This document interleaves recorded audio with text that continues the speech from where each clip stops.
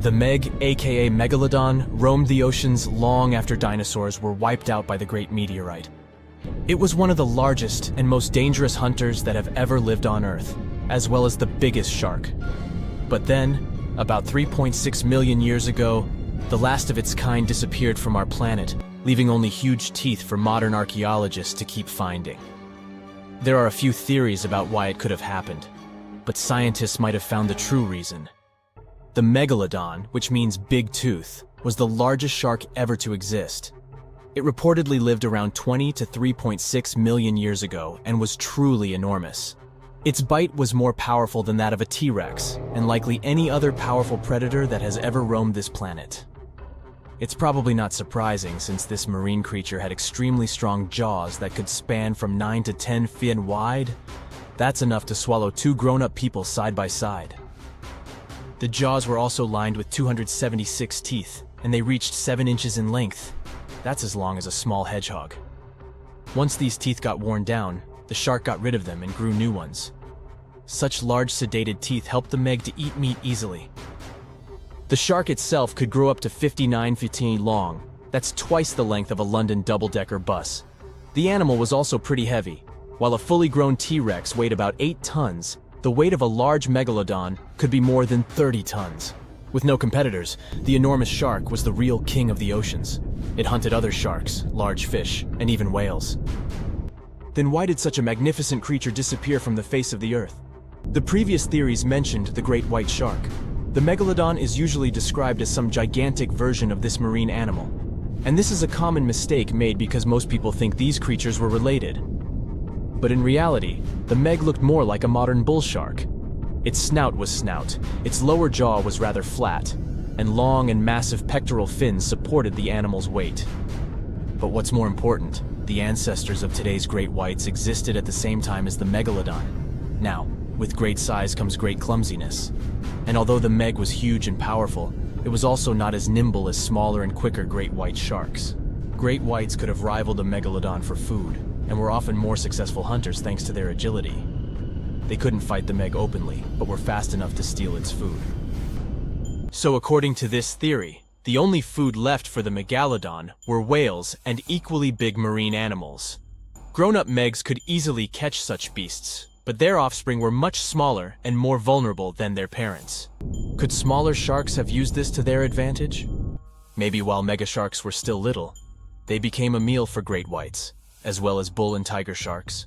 Even at those times, a great white shark could reach the length of 20 feet, while a Megalodon kid was definitely smaller.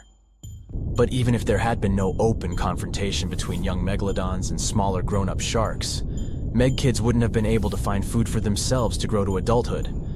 The reason is the same. The population of other sharks was growing, and they were rivaling each other and the Meg for convenient food. The more great whites and other sharks appeared in the oceans, the less food remained for young monster sharks. Eventually, they probably starved.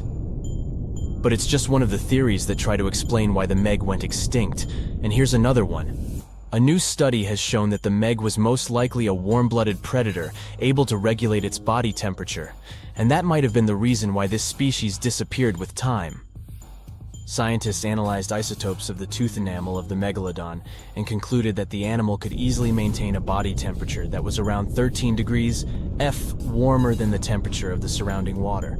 Such a temperature difference is much greater than what other sharks living at the same time as the Meg had, and it's large enough for the ancient predator to be classified as warm-blooded. These days, most fish are cold-blooded. Their body temperature is the same as the surrounding water, but some sharks, like mackerel sharks, keep the temperature of all parts of their bodies a bit warmer than the surrounding water. But it doesn't make them completely warm-blooded because they simply store heat generated by their muscles. And in mammals, body temperature is regulated by a special region of the brain called the hypothalamus. Anyway, the Meg's warmer body allowed the animal to move faster, deal with cold water better, and spread out all over the world. But eventually, it might have led to a disaster. The Megalodon lived during the Pliocene epoch, pronunciation. It began approximately 5.3 million years ago and finished 2.5 million years ago. During that period, global cooling occurred. It also caused the changes in sea level, which the Megalodon probably didn't survive. The main problem for the predator was to maintain an energy level allowing its body temperature to remain elevated. But to do it, the animal had to eat a lot, and I mean it. But it was a challenging task in a time of changing marine ecosystems and while competing with newcomers, such as the great white shark. If this theory is true, then the amount of energy the Meg had to use to remain warm could have contributed to its extinction. This new information is very important to us. It shows that many marine predators in modern oceans might be experiencing the effects of ongoing climate change too.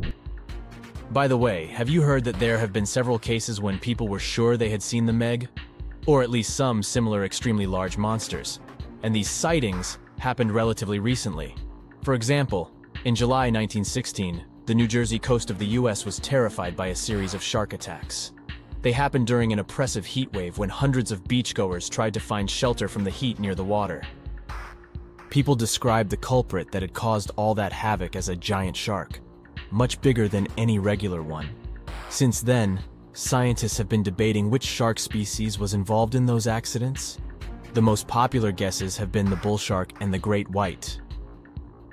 A picture of a huge shark roaming the Pacific Ocean not far from Guadalupe Island appeared in 1999. The creature was nicknamed Deep Blue. It could be distinguished from others by a wavy pattern separating its gray back and white belly. But even though some people claimed it could be the infamous Megalodon, experts came to the conclusion it was a female white shark, the largest ever seen. The average length of a male white shark is 11 to 13 feet. Females are bigger, up to 15 or 16 feet, but Deep Blue reached more than 20 feet in length. No wonder people were confused. For the last time, Deep Blue was spotted in 2013 near the western coast of Mexico's Baja California. But look, there's another jumbo shark, and you can meet it in any part of the world. The largest specimens can reach 40 feet long and weigh about 5 or even 6 tons. Could it be, if not the Megalodon itself, but one of its relatives? Again, a wrong guess. That's the basking shark. This animal prefers subpolar seas, with temperatures not higher than 58 degrees F. Even though some of these animals do migrate to warmer places. Like whale sharks, basking sharks are harmless and don't attack snorkelers or divers. These creatures have loads of small teeth, but they don't use them when feeding. Instead, they swim with their huge mouths open and swallow plankton. A grown-up basking shark can filter nearly 2,000 tons of water per hour.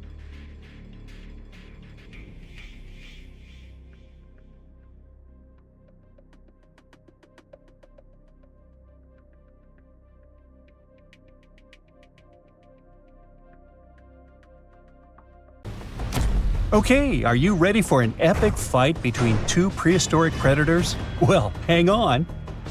Look at this creature. You know it. An ancient shark about 65 feet long that used to swim through the dark waters of the world's oceans and was so terrifying it had no enemies. Well, almost. Scientists have recently discovered the remains of another ancient predatory fish off the coast of Australia, a fish that lived around the same time as Megalodon. It was small, about the size of a dolphin, but it could pose a danger to the infamous shark. How is it possible if this creature was many times smaller? Well, let's take a look. This monster is called janjucetus, and technically it wasn't exactly a fish. It was a distant relative of the modern baleen whale. Outwardly, it may seem quite cute, similar to that baleen whale I mentioned, but you wouldn't want to meet it in the ocean. It had the massive skull of a whale, large eyes the size of tennis balls, and a short snout with an immensely powerful jaw filled with razor-sharp teeth. In other words, it was like a shark version of the baleen whale. Janjucetus lived during an ancient period called the Oligocene, which was about 33 to 23 million years ago. At that time, there was an incredible abundance of life in the world's waters. Giant penguins, small whales, sharks 2 to 3 times larger than modern ones, primitive dolphin species, and many other unusual creatures. Now imagine that in this ancient and terrifying neighborhood, a giant megalodon met a janjucetus. At first sight, it's not love. The megalodon's victory is obvious, but don't rush to write the janjucetus off. It's agile and fast. It's quite possible that it was more mobile than Megalodon. and during the fight, it would have avoided a direct attack. The Megalodon would have lost sight of such a small opponent, while the janjucetus would have swum up to the shark's belly and opened its jaws. They're small, but there are a lot of sharp teeth. Now, these teeth were designed to rip and cut. The janjucetus would attack the Megalodon with a small but very unpleasant bite, and the shark would have swum away after such a punch. But who knows? Maybe Megalodon would have immediately eaten janjucetus in the first seconds of the fight. Megalodon could have won, but in terms of speed and mobility, it would have lost. So let's look at something bigger, something that could actually have competed with Megalodon. It doesn't have to be a monster living at the same time as the ancient shark. We can make our own rules. Imagine that all ancient marine creatures ended up in the same pool with Megalodon. So its next opponent is the leviathan. Now, initially, scientists thought that this monster could grow to be 82 feet long, which is even larger than Megalodon. But more accurate studies have shown that it only reached 32 feet, which is about the size of a modern orca.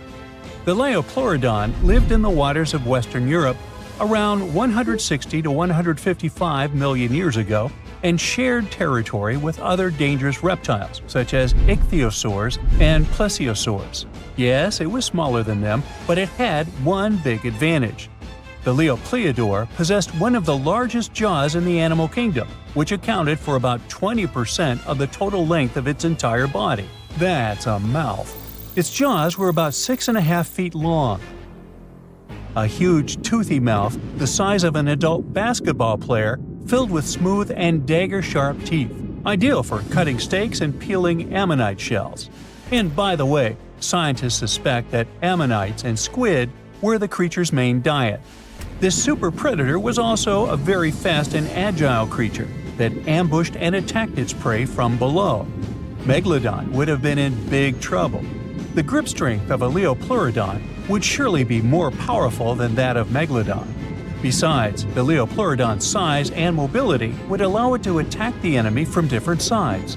It's probably why Megalodon would have lost in that fight. The next opponent for our Megalodon is the Duncleosteus, and to be honest, this guy has almost no chance of defeating the large ancient shark. But the Megalodon probably wouldn't have beaten it either. The Duncleosteus was one of the earliest predators of the ocean. It lived in the late Devonian, about 382 to 358 million years ago.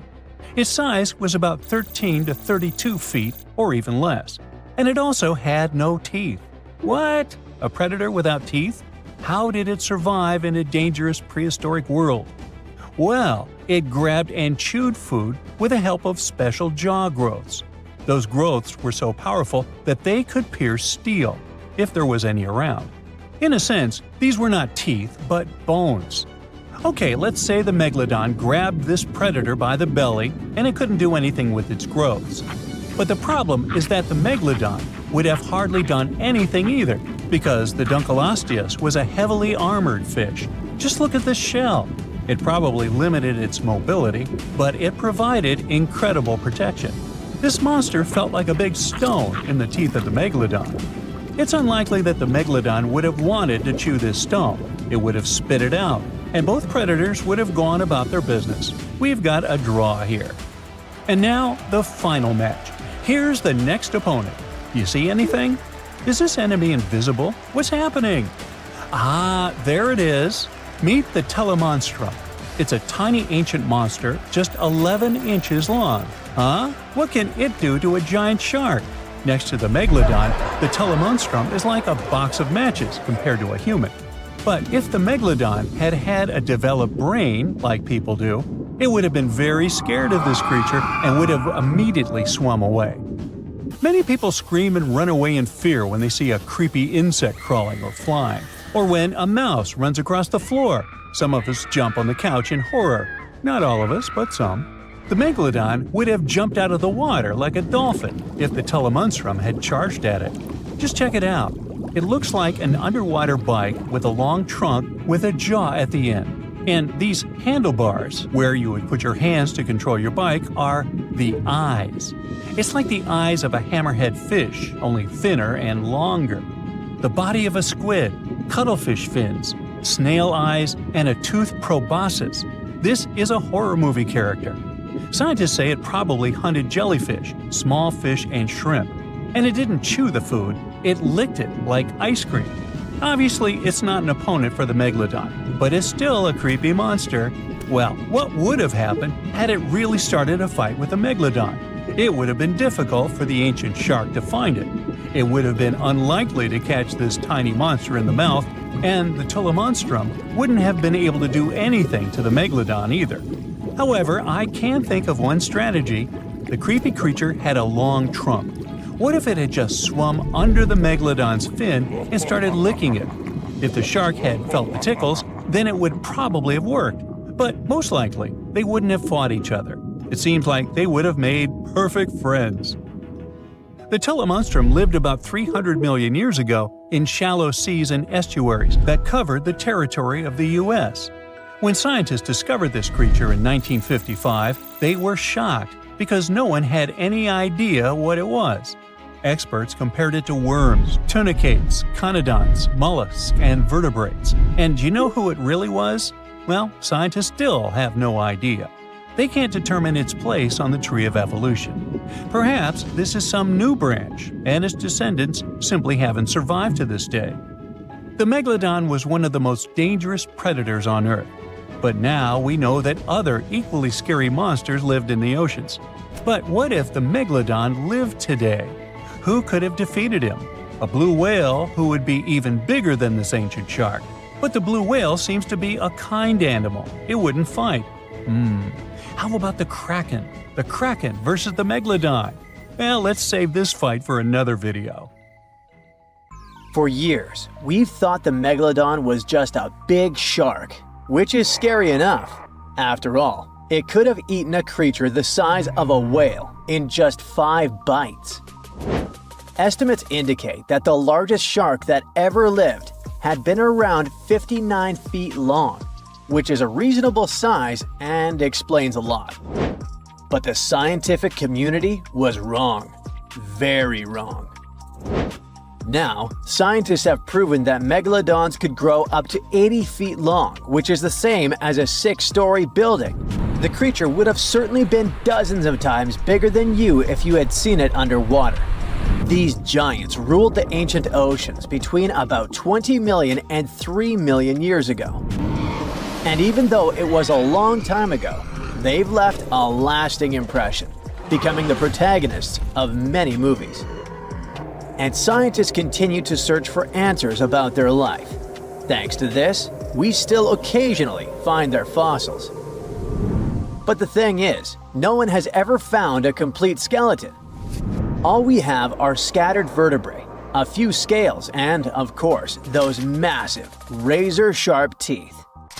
The most complete piece we know of is a 36-foot section of a megalodon's spine. It was once part of the trunk of the animal's body.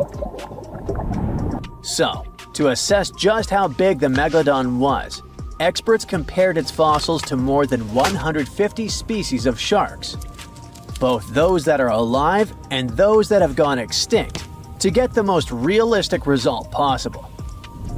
If the megalodon had had the proportions of a regular shark, it would have had a 6-foot head and a 12-foot tail. It would have also stretched 54 feet from nose to fin.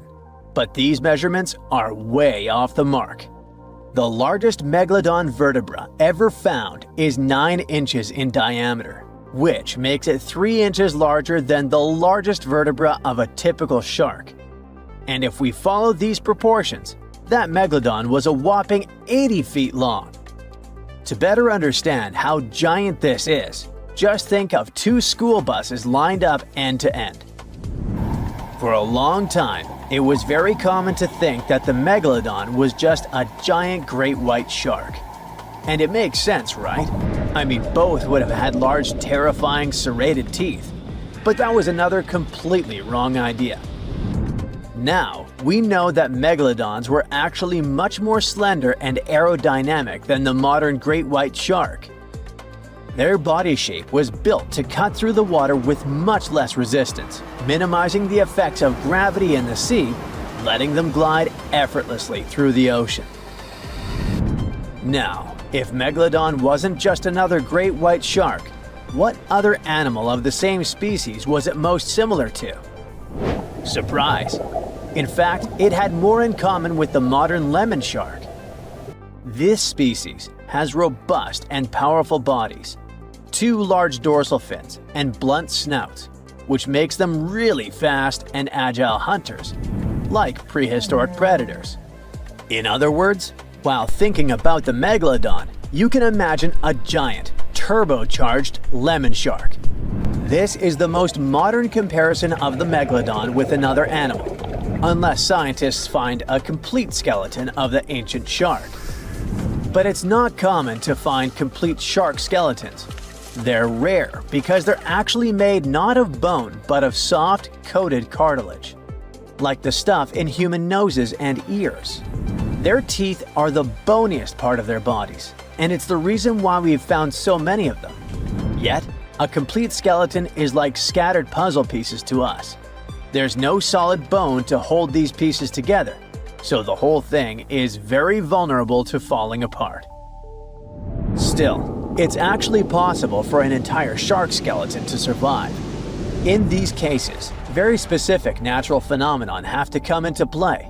The skeleton needs to get buried super fast in mud or sediment, free of any kind of scavengers and away from ocean currents. Otherwise, it simply disintegrates before it can fossilize. Interestingly, although the sea is the home of these animals, it is possible to find their skeletons on land too. Millions of years ago, a big portion of today's dry land was submerged, teeming with marine life. Then, in certain places, sedimentary minerals and specific biological conditions of the seabed allowed the fossilization of sharks in marine rocks. Today, those are desert rocks that ensure the preservation of shark fossils. But in any case, searching for a shark tooth in a desert is like looking for a needle in a haystack. But finding an entire fossilized skeleton embedded in a rock is like hitting the jackpot. Another unexpected discovery is that these prehistoric sharks were not born small and cute like regular baby sharks. A newborn megalodon could reach almost 13 feet in length.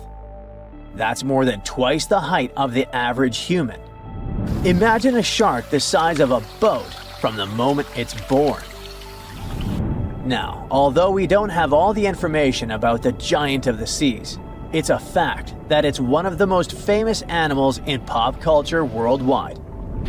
Not only has it inspired several movies, but some people also insist that the Megalodon is still alive. Scientists say it's not. The Megalodon didn't survive the test of time, and it would be impossible for such a giant creature to dwell in the seas without us noticing it. First, it was a super predator. It hunted whales, dolphins, and other large marine animals.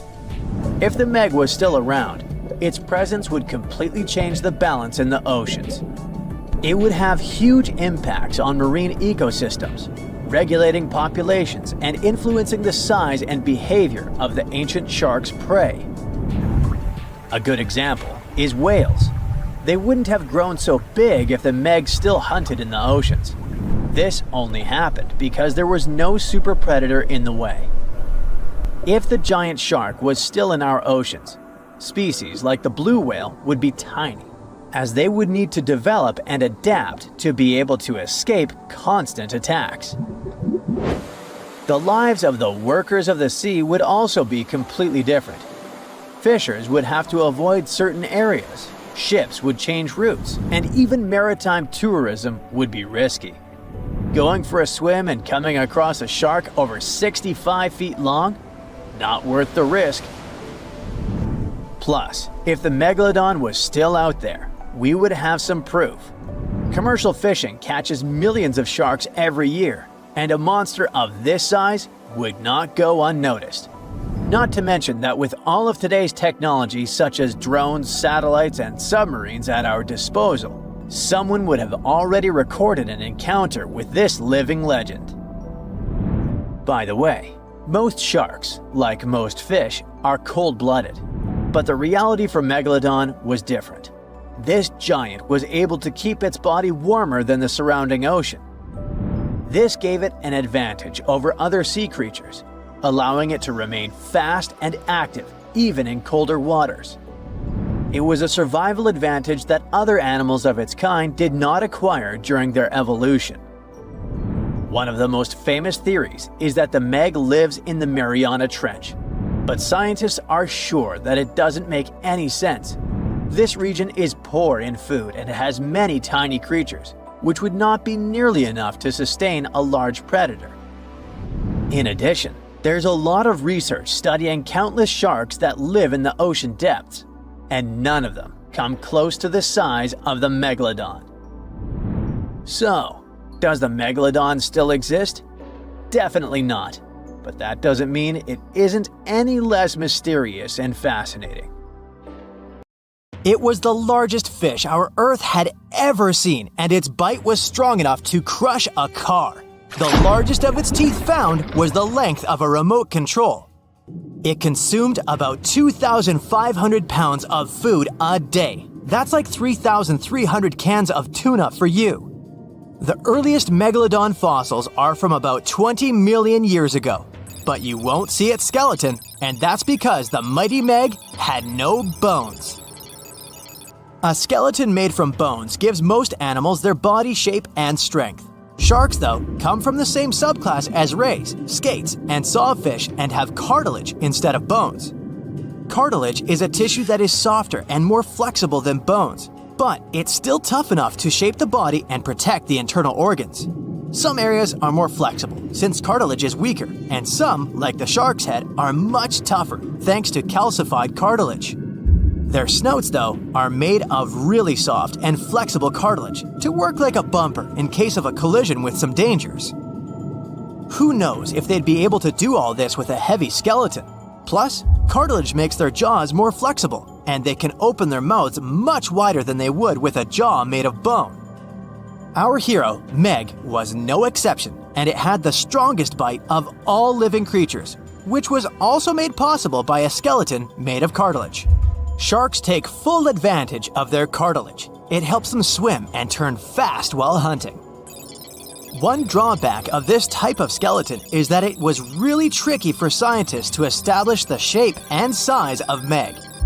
Normally, they would do it using fossilized bone skeletons or their parts. With Meg, they had to guess based on the teeth they found and comparisons with living relatives. A more recent 3D computer model was based partially on scans of a preserved spine discovered in the 1860s. The model showed that Meg was bigger, faster, and even hungrier than scientists had previously thought. Looks like an average Megalodon was 52 feet long. That's slightly bigger than the height of the Hollywood sign and weighed 10 times as heavy as an elephant. There were also much bigger creatures. Scientists still aren't sure how the Megalodon got this size. The fact that there were bigger and smaller Megs probably has to do with a little something called Bergmann's rule. It says that the temperature of the surrounding environment affects the animal's body size because they either need to conserve or shed heat. The Megalodons that reached cooler waters probably needed more body weight to make sure they survived in low temperatures. Those living in warmer waters had to be smaller to avoid burning up. If the researchers were correct in their calculations, it also means that Meg reached a cruising speed of over 3 miles per hour, which is much faster than other sharks. The still-living great white shark can cover a distance of nearly 7,000 miles without stopping, which is 9/10 as long as the diameter of Earth. It looks like the Megalodon could have gone much further. Megalodons managed to survive on our planet for nearly 70 times longer than humans have. They were roaming the oceans for around 20 million years, and you could see them pretty much anywhere except near the poles. Scientists discovered the most northern fossils off the coast of Denmark and the most southern in New Zealand. The reason why there were no Megalodon teeth found in Antarctica is most likely that these adapted to only warm tropical and subtropical waters. The younger ones like to keep to the shores, while full-grown adults preferred coastal areas, but they could easily move into the open ocean as well. When our planet went through a period of global cooling and drying, and the seas began to freeze around 3.6 million years ago, there was less and less room for Meg to thrive. Much of their prey, like smaller whales, seals, and sea turtles, disappeared or relocated to waters that were too cold for our hero. And at the same time, the number of its natural competitors, like smaller predatory sharks, like the great white shark, and whales, increased. This shifting food chain dynamics could have been even more dangerous for the Meg than the cold ocean water. You're used to seeing them on the big screen as heartless monsters, but these huge sharks were actually loving and caring family guys. Scientists discovered several Megalodon nursery areas in Florida, Maryland, Panama, and off the coast of Spain. It looks like they gave birth to their young in shallow water environments. Then, little Megs would stay there with adults protecting and raising them until they were ready to fight off predators. The mighty Meg had 276 teeth in 5 rows in its mouth. Similar to other sharks, it was fast in replacing its worn-out or lost teeth. With 4 or 5 rows of teeth in its mouth, it basically acted like a conveyor belt, able to grow back damaged or missing teeth. This means that an adult Megalodon probably would have grown several thousand teeth throughout its lifetime. Although the great white shark is often mentioned as Meg's closest relative, they'd hardly be distant cousins. The ancestors of today's great white existed at the same time as the Meg, but they weren't best friends and even rivaled each other. The great white shark wouldn't win in a head-to-head fight with a Meg, but it was a better hunter using its smaller size and agility to snap up the giant's prey quickly. This only left the bigger fish and whales for the Meg, but its food supplies began to run out as the whales swam to the cooler new seas. Rather than a great white, the Megalodon is more like a modern bull shark. It had a short snout, a flat lower jaw, and huge pectoral fins to support its massive weight and size. We also speak of Meg as an extinct giant, but can we be 100% sure it isn't hiding somewhere as we speak? After all, we've only explored 5% of our oceans altogether. The Mariana Trench is the deepest oceanic trench on Earth, and you could dip the whole of Mount Everest in its deepest part, and over a mile of it would still be above the surface. If a Megalodon or two needed a place to hide, that would be the perfect spot. It wouldn't be the coziest place to live, though, with its cold water and total darkness. Plus, the pressure there is 1,000 times stronger than at sea level. So, if a Meg really were hiding down there, it would have serious issues with its teeth, because calcium would dissolve under that pressure. To survive here, it would also need to learn to navigate in complete darkness. That means it would have either become bioluminescent or evolve to grow massive eyes like the giant squid. If the Meg were still around and true to its dietary choices, it would have to eat smaller fish, and that would be a problem for us humans. Especially those of us who love fish, that is. And the ocean isn't cooling down these days. The Megalodon would love its temperature and would thrive and reproduce faster than ever. Those giants would create some massive problems for cargo ships and cruising vessels. In case you're now scared at the thought of meeting a Megalodon, relax. Most scientists don't think it's possible because of our hero's size. Most foods that Megalodons like to eat live in shallow ocean areas and not in the deep, deep sea. Meg would need to come up for dinner every now and then, and it's kinda hard to miss a creature this big. They're both giant prehistoric creatures to us, but the Megalodons and the dinosaurs never actually coexisted. The dinosaurs probably died out about 66 million years ago. Megalodons seem to have appeared a bit later. It was one of the biggest creatures ever to roam the Earth. It was longer than your average school bus and could easily weigh more than 10 elephants combined. But where did it live? How did it end up having this size? And most importantly, why is it extinct nowadays? Let's find out. The Megalodon was the largest predator ever known in our planet's history. In terms of its location, the Megalodon lived practically in all waters on our globe, except near the poles.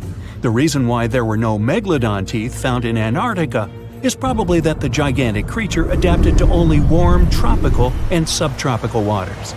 The younger ones liked to keep to the shores, while full-grown adults preferred coastal areas, but they could easily move into the open ocean as well.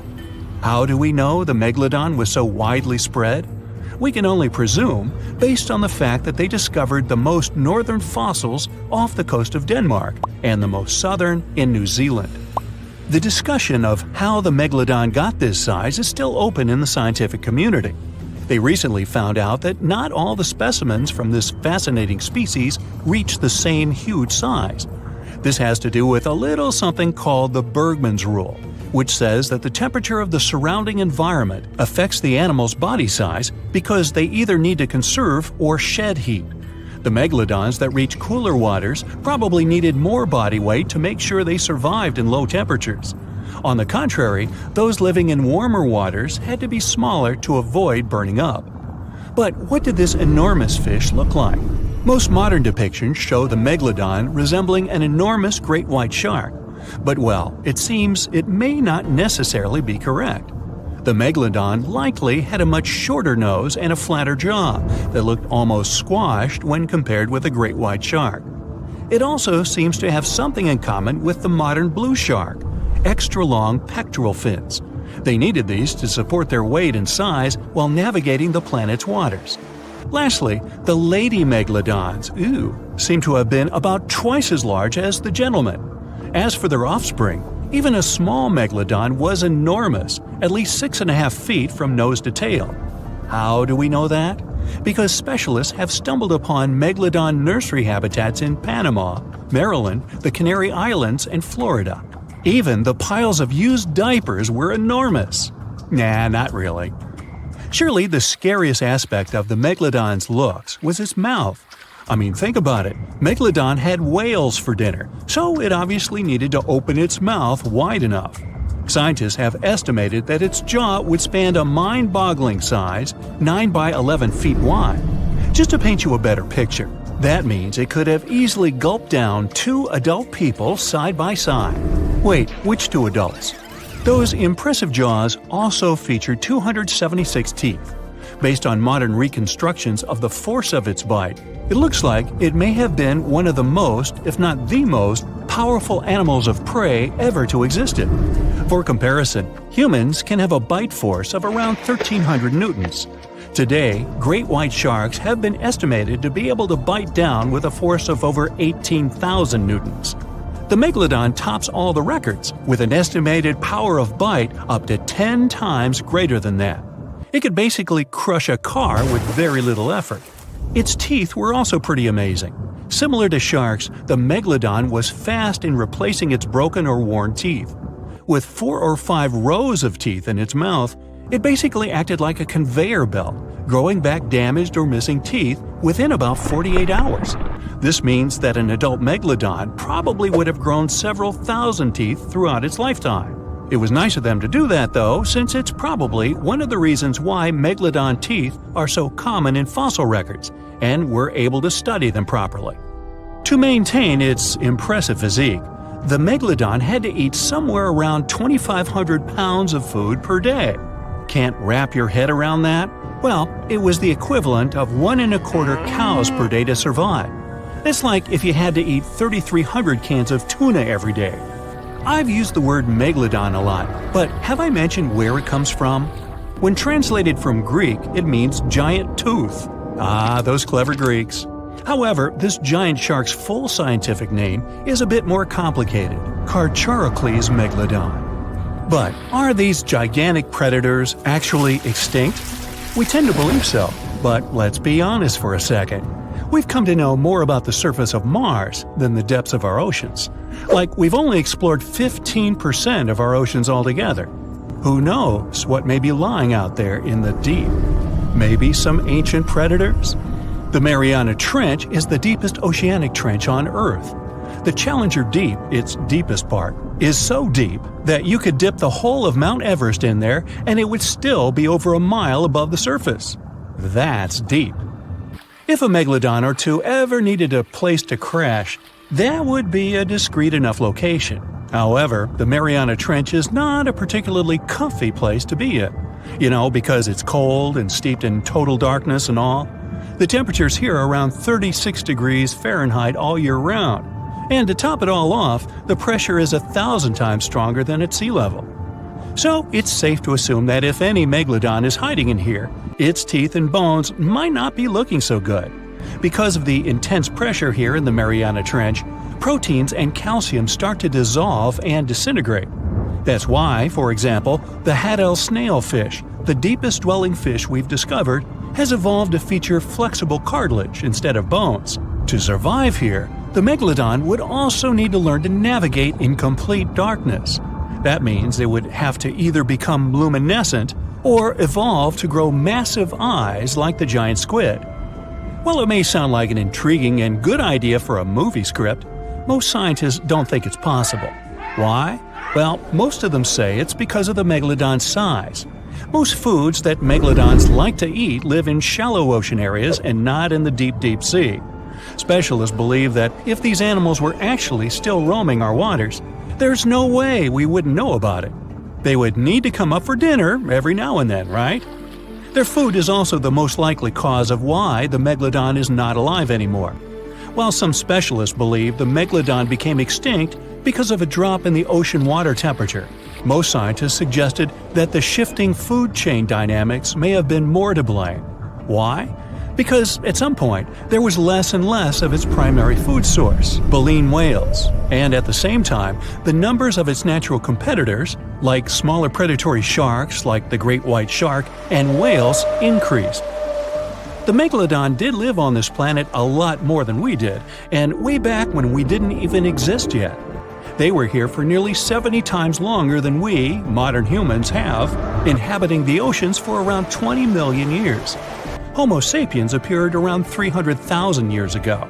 The megalodon managed to survive for so long mostly because of its unbeatable size. I mean, they can make a meal out of almost everything in the sea at the time. We may think about both of them as prehistoric creatures, but the megalodons and the dinosaurs never coexisted on Earth. The dinosaurs probably died out about 66 million years ago. Megalodons seem to have appeared a bit later. That's because the oldest megalodon fossils we have yet discovered are from the Miocene epoch, which began 23 million years ago. So long, Meg. The giant shark that terrorized the oceans some 20 million years ago. For 13 million years, this 60-ton beast dominated the warm waters of our planet.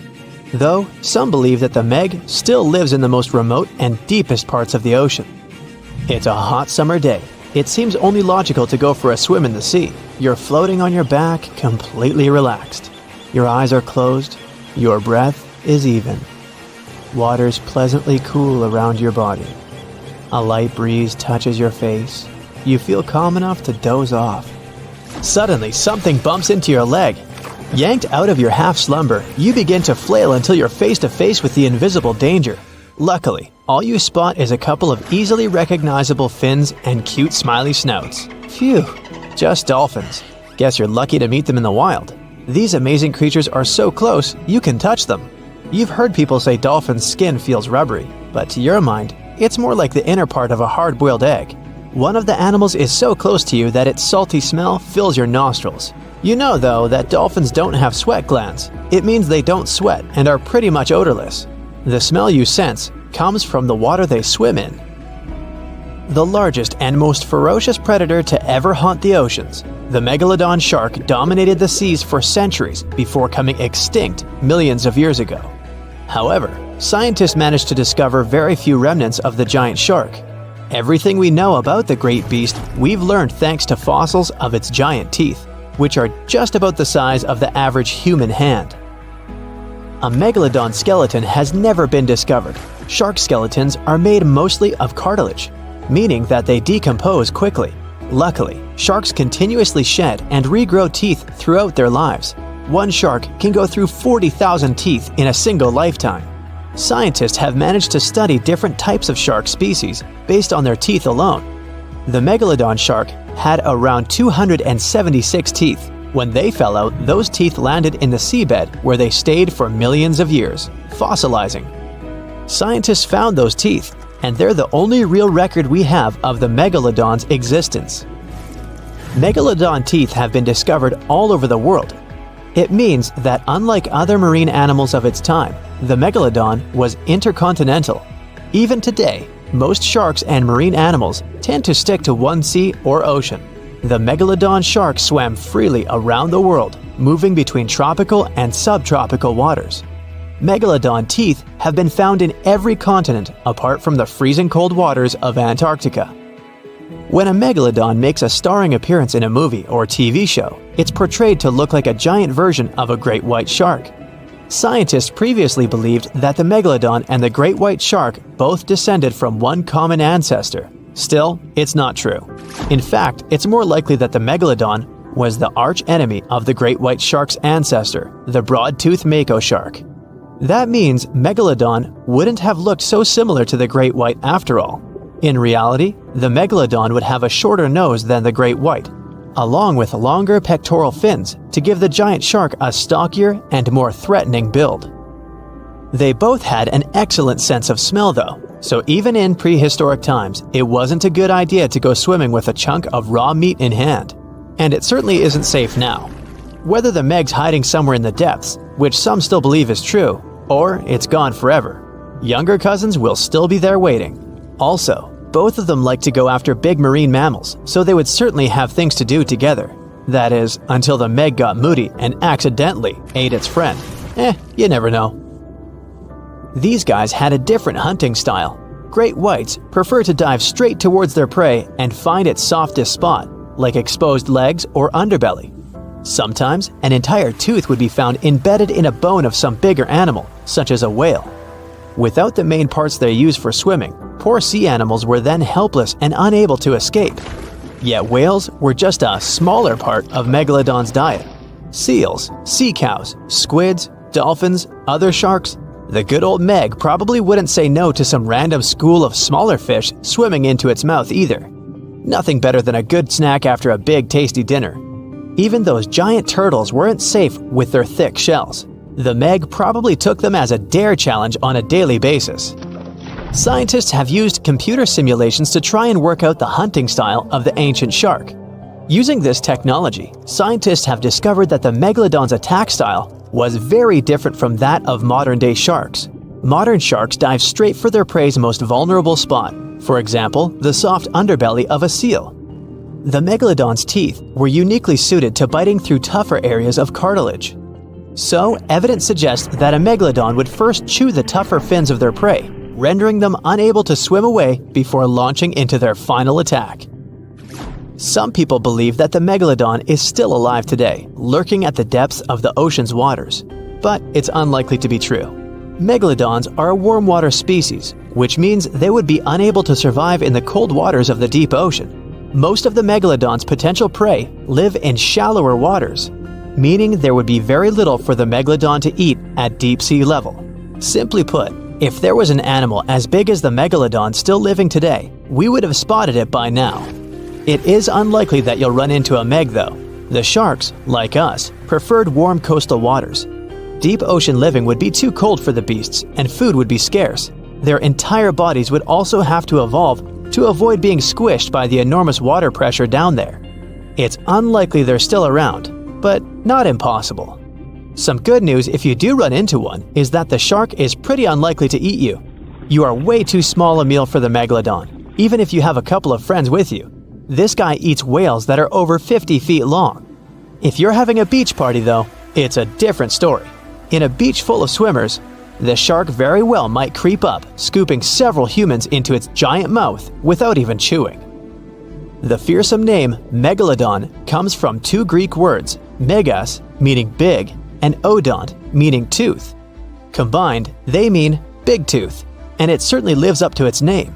Just one of its chompers is the same size as a human head. It had 276 humongous teeth in total, across 5 terrifying rows. In all of history, only a couple of saber-toothed cats and the T-Rex had consistently bigger teeth.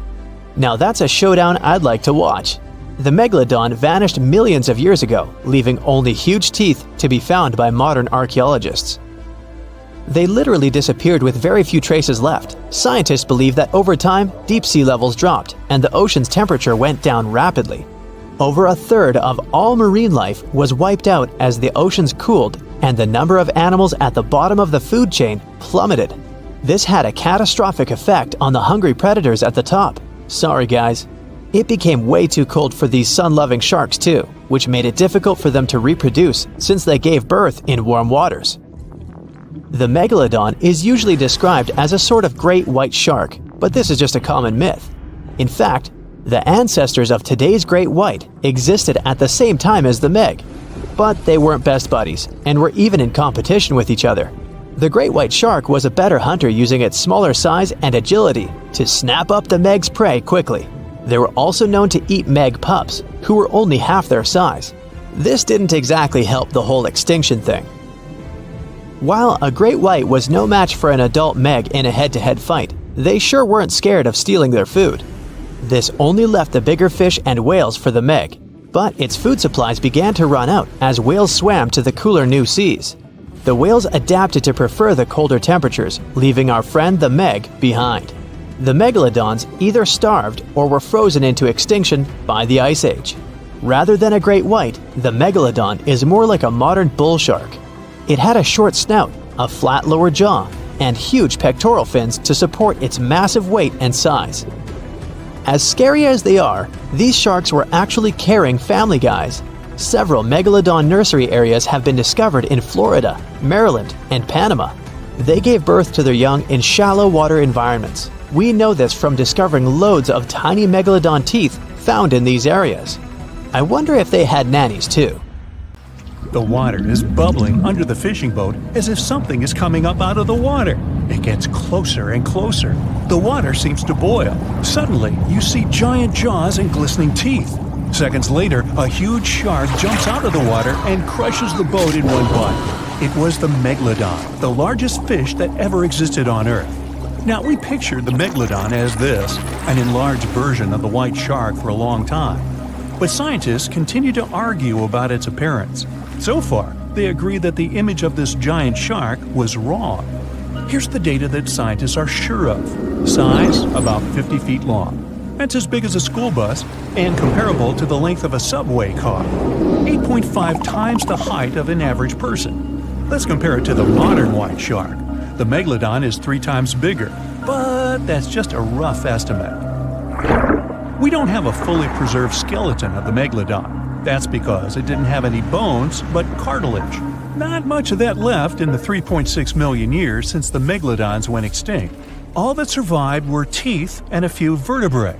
By comparison, dinosaurs went extinct about 66 million years ago.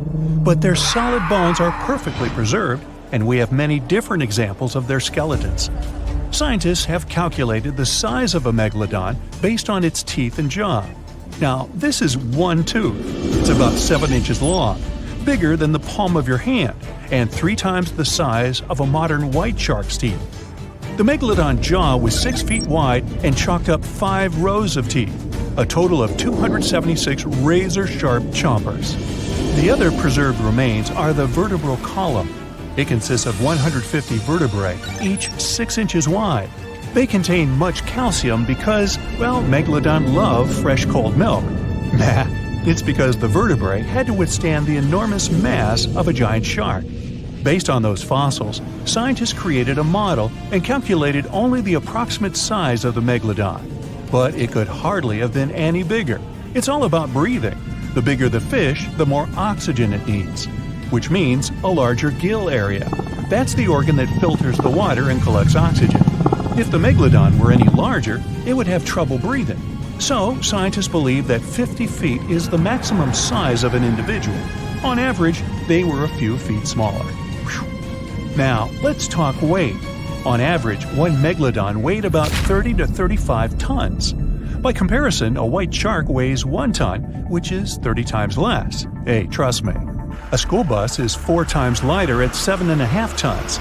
The weight of a Megalodon can be compared to an empty Boeing 737. But the modern blue whale beats the Megalodon in size and weight. 98 feet long versus 50, almost twice as long. Blue whale's weight is about 180 tons. That's like 6 Megalodons or 6 passenger planes, or like 33 adult elephants. Hey, don't you love the comparisons? Now, about the appearance of the Megalodon. Scientists believe it didn't look like a white shark. The Megalodon belongs to a different fish family and most likely looked like a giant sand tiger shark. Flattened snout, small eyes. Its dorsal fin is moved backwards. The sand shark has 2 dorsal fins about the same size. The coloration is light brown with a white belly. It may have had brown-red spots like a sand shark all over its body. We used to think of the Megalodon as something scary from the first finds of its fossils. That was back in the Renaissance era. People found some teeth in the rocks. At first, these teeth were thought to be the tongues of dragons or snakes. And here's the first drawing of what the owner of these teeth supposedly looked like. A massive snout with a scary nose and a bunch of razor-sharp teeth. We also have the evidence that Megalodons were brutal hunters, kings of the food chain. The first combat tool in their arsenal was the battering ram. The Megalodon was a slow swimmer, though. It could only accelerate up to 11 miles per hour. In comparison, the modern white shark can reach 35 miles per hour in a dash for its meal. The fastest human swimmer could only go 6 miles per hour.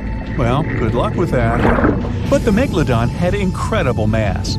Though slow, its battering ram had tremendous power. The Megalodon would take its prey by surprise. It had only one chance to hit it. If it missed, it would take too long for a second round. The maneuverability of the Megalodon was comparable to a large truck. But if the ram was successful, the prey was stunned and couldn't move. At this point, the Megalodon aimed at vulnerable spots, like the fins and tail of the prey. Scientists have found many ancient whale remains with Megalodon tooth marks. It turned out that the giant shark knew where its prey's vital organs were located and could strike at them. When the prey was immobilized, the Megalodon bared its teeth. An adult person could easily fit into its open jaw at full height. And according to various estimates, the bite force of the Megalodon was almost 11 tons. Now imagine the weight of 3 SUVs concentrated at the tip of a sharp tooth. That's 9 times the power of the largest white shark bite, and 6 times the power of the modern record holder for biting, the saltwater crocodile. Here, look at a map of where the remains of the Megalodon were found. South and North America, Europe, Asia, Australia. It was the master of all seas and was comfortable anywhere on our planet. We've even found some remains of the giant shark in freshwater sediments. Perhaps it wasn't afraid to enter rivers to hunt. Now, other scientists say that maybe the Megalodon wasn't even a predator, all because of its size. It couldn't swim fast. It couldn't even make short dashes like the white shark. If prey tried to escape, the Megalodon didn't rush into pursuit because it could never catch up with it. Another problem is the skeleton of the Megalodon. The cartilage is weaker than the bones, so the musculature of the giant shark was not as massive and robust in the first place. The Megalodon may even have been a scavenger and never got into fights. This is one of the reasons why ancient sharks became extinct. Megalodons like shallow, warm waters, with temperatures ranging from 53 degrees Fahrenheit. But over 3 million years ago, the climate turned colder. This deprived the Megalodons of territories and plenty of food. The primitive whales that had been the main diet of the giant sharks began to disappear. Faster predators took the remnants of food. The Megalodon started to starve. In evolution, a new player entered the field, the toothed whales, ancestors of the modern killer whales. They lived in packs and had bigger brains than the Megalodon. So, over time, they started to compete with the Megalodon. They took advantage of its clumsiness. A group of killer whales could easily win a competition against a giant shark. Many scientists believe this was the reason for the disappearance of the largest shark in the world. But there are theories that the Megalodon is still alive and roaming the dark waters of our planet. Several Australian fishers have allegedly encountered a shark of incredible size, but no one can confirm these testimonies. Fans of this theory believe that giant sharks can hide in deep waters away from human eyes. In the Mariana Trench, for example, it's the deepest place on our planet. It's deeper than if you stuck Mount Everest in the water, and we've even found the teeth of a Megalodon there. But science says that such a giant shark couldn't live in the Mariana Trench for many reasons. One, it's too cold. The Megalodon was probably a cold-blooded fish, so it had to use the warmth of its environment to survive. But the water in the Mariana Trench is cold, about 40 degrees Fahrenheit. That's because the deeper down, the less sunlight gets in there. The second reason is pressure. Every 30 feet deep increases the pressure by 1 atmosphere. That is, at the depth of 100 feet, the water presses you 3 times harder than you would feel it at the surface. The weak muscles and cartilage of the Megalodon wouldn't allow it to dive too deep into the Mariana Trench. And, most importantly, food. The farther from the ocean's surface, the fewer living organisms. Megalodons used to eat primitive whales, ranging from 10 to 20 feet. Small fish only inhabit the Mariana Trench. A Megalodon would never be able to catch one.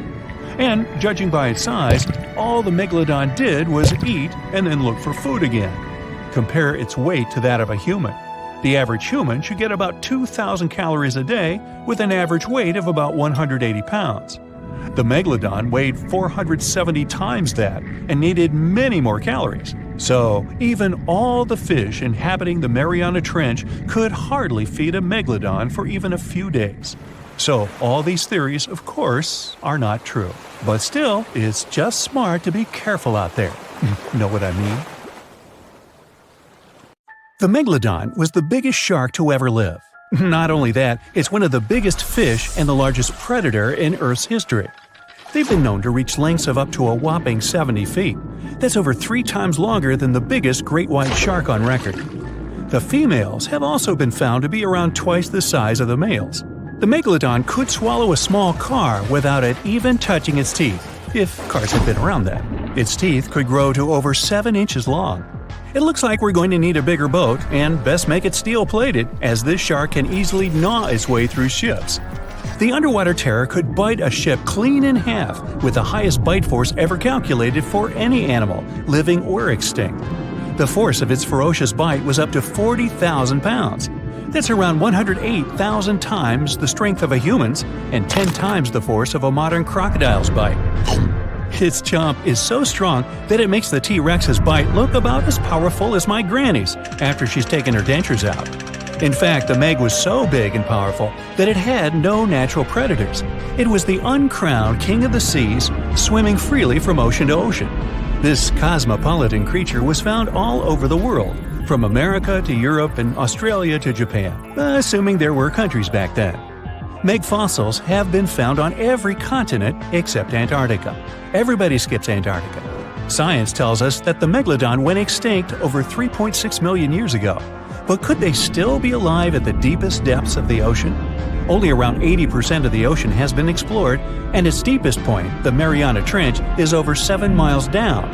So who knows what's lurking at the bottom? If you did manage to make it down, it is unlikely that you'll run into a Meg, though. The sharks, like us, preferred warmer coastal waters. Deep ocean living would be too cold for the beasts, and food would be scarce.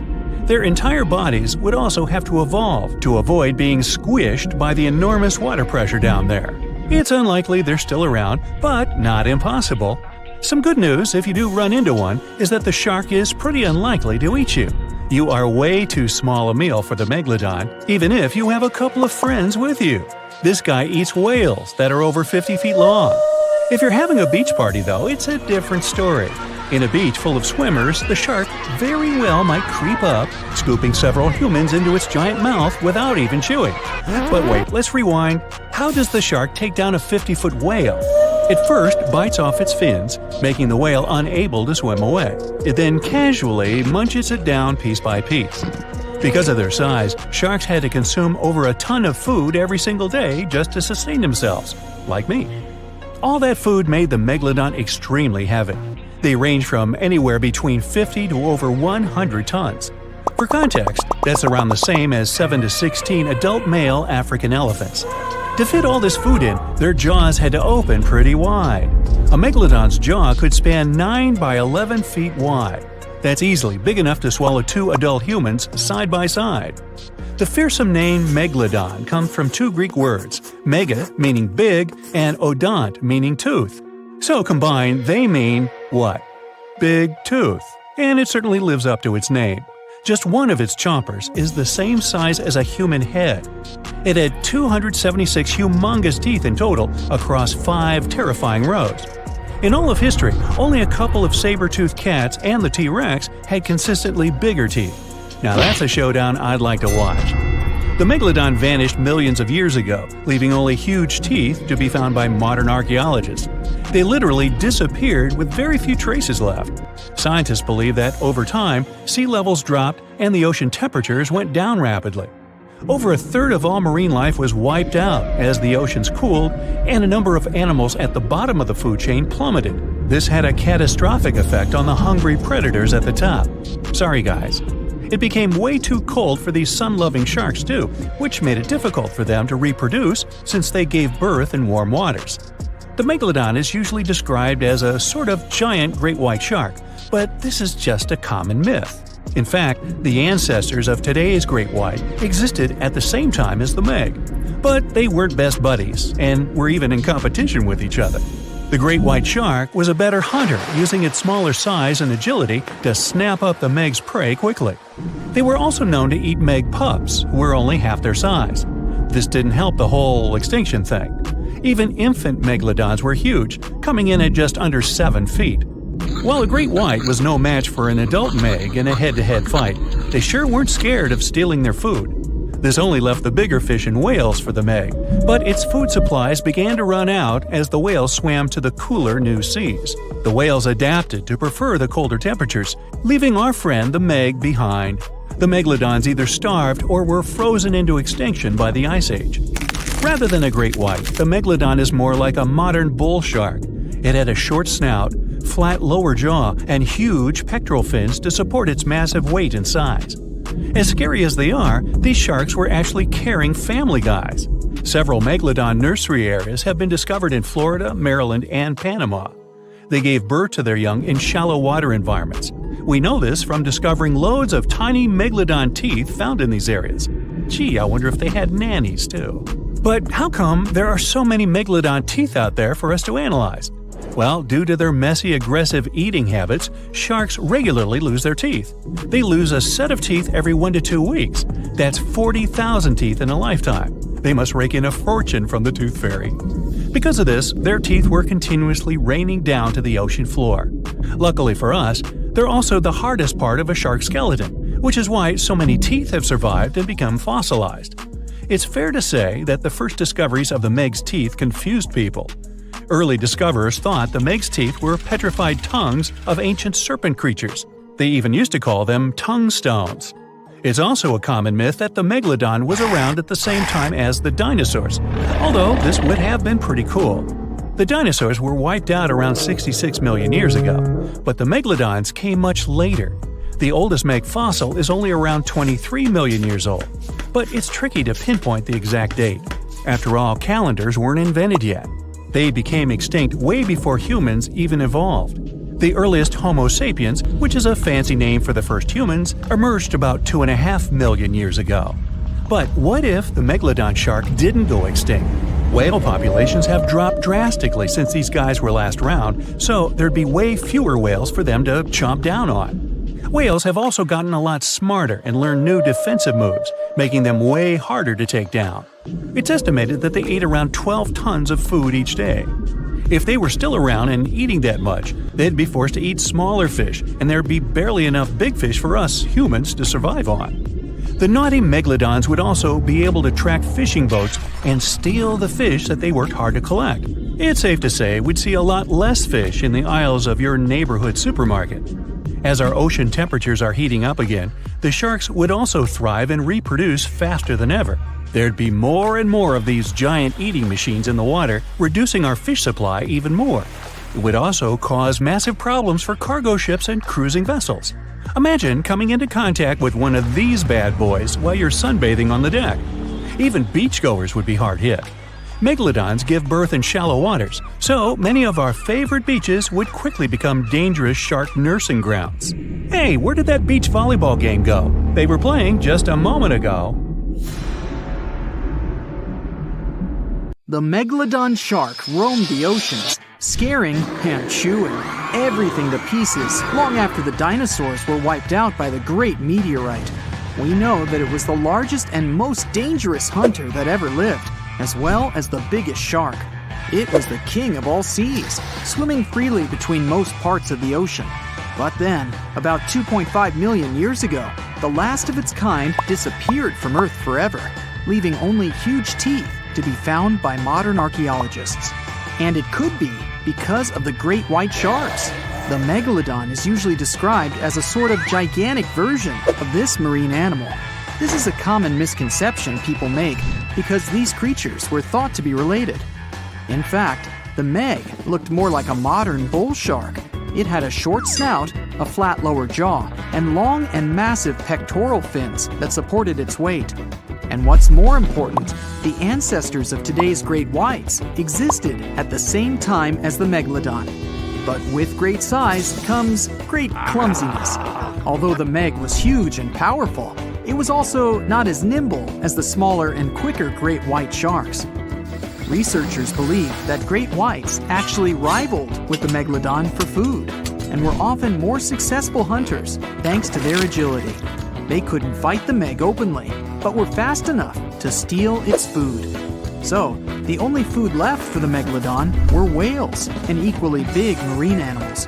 Adult Megs could easily catch such beasts, but their offspring were much smaller and more vulnerable than their parents. Scientists believe other sharks could have used this to their advantage. While the Megalodon was still little, it often became a meal for great whites, bull, and tiger sharks. Even then, a great white shark could be almost 20 feet long, while a Megalodon pup was typically twice as small. A pretty easy meal for a great white.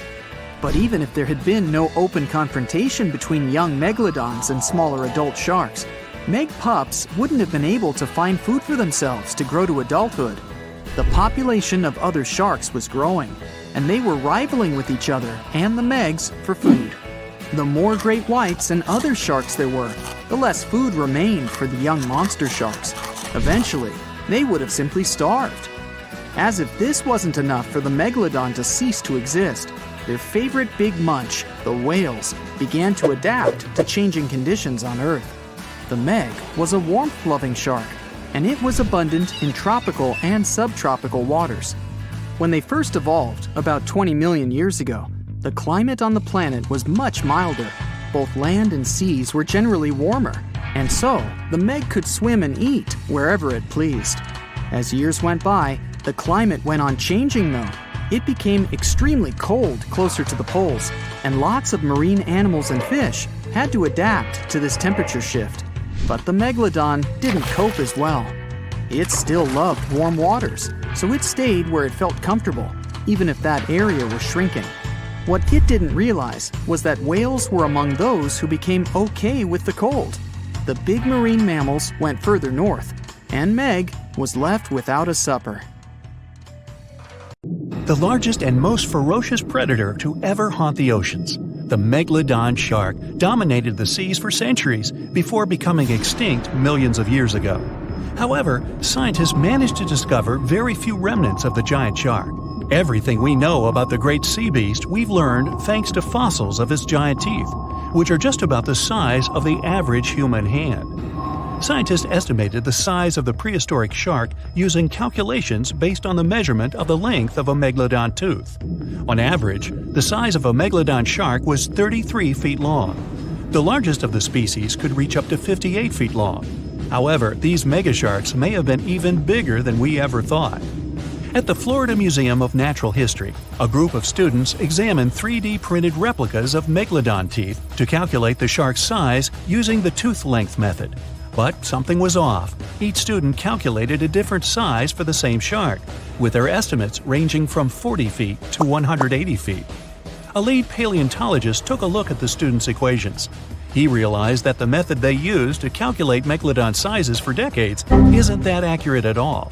So they invented a new method to calculate the Megalodon size based on the width of the Megalodon tooth instead of its length. It turned out that the average Megalodon would be around 65 feet long. It's almost double the size scientists previously thought, and would mean that the average Megalodon is the length of 2 school buses. A megalodon skeleton has never been discovered. Shark skeletons are made mostly of cartilage, meaning that they decompose quickly. Luckily, sharks continuously shed and regrow teeth throughout their lives. One shark can go through 40,000 teeth in a single lifetime. Scientists have managed to study different types of shark species based on their teeth alone. The megalodon shark had around 276 teeth. When they fell out, these teeth landed in seabed, where they stayed for millions of years, fossilizing. Scientists found those teeth, and they're the only real record we have of the megalodon's existence. The word megalodon means giant tooth. Its tooth is around 7 inches long.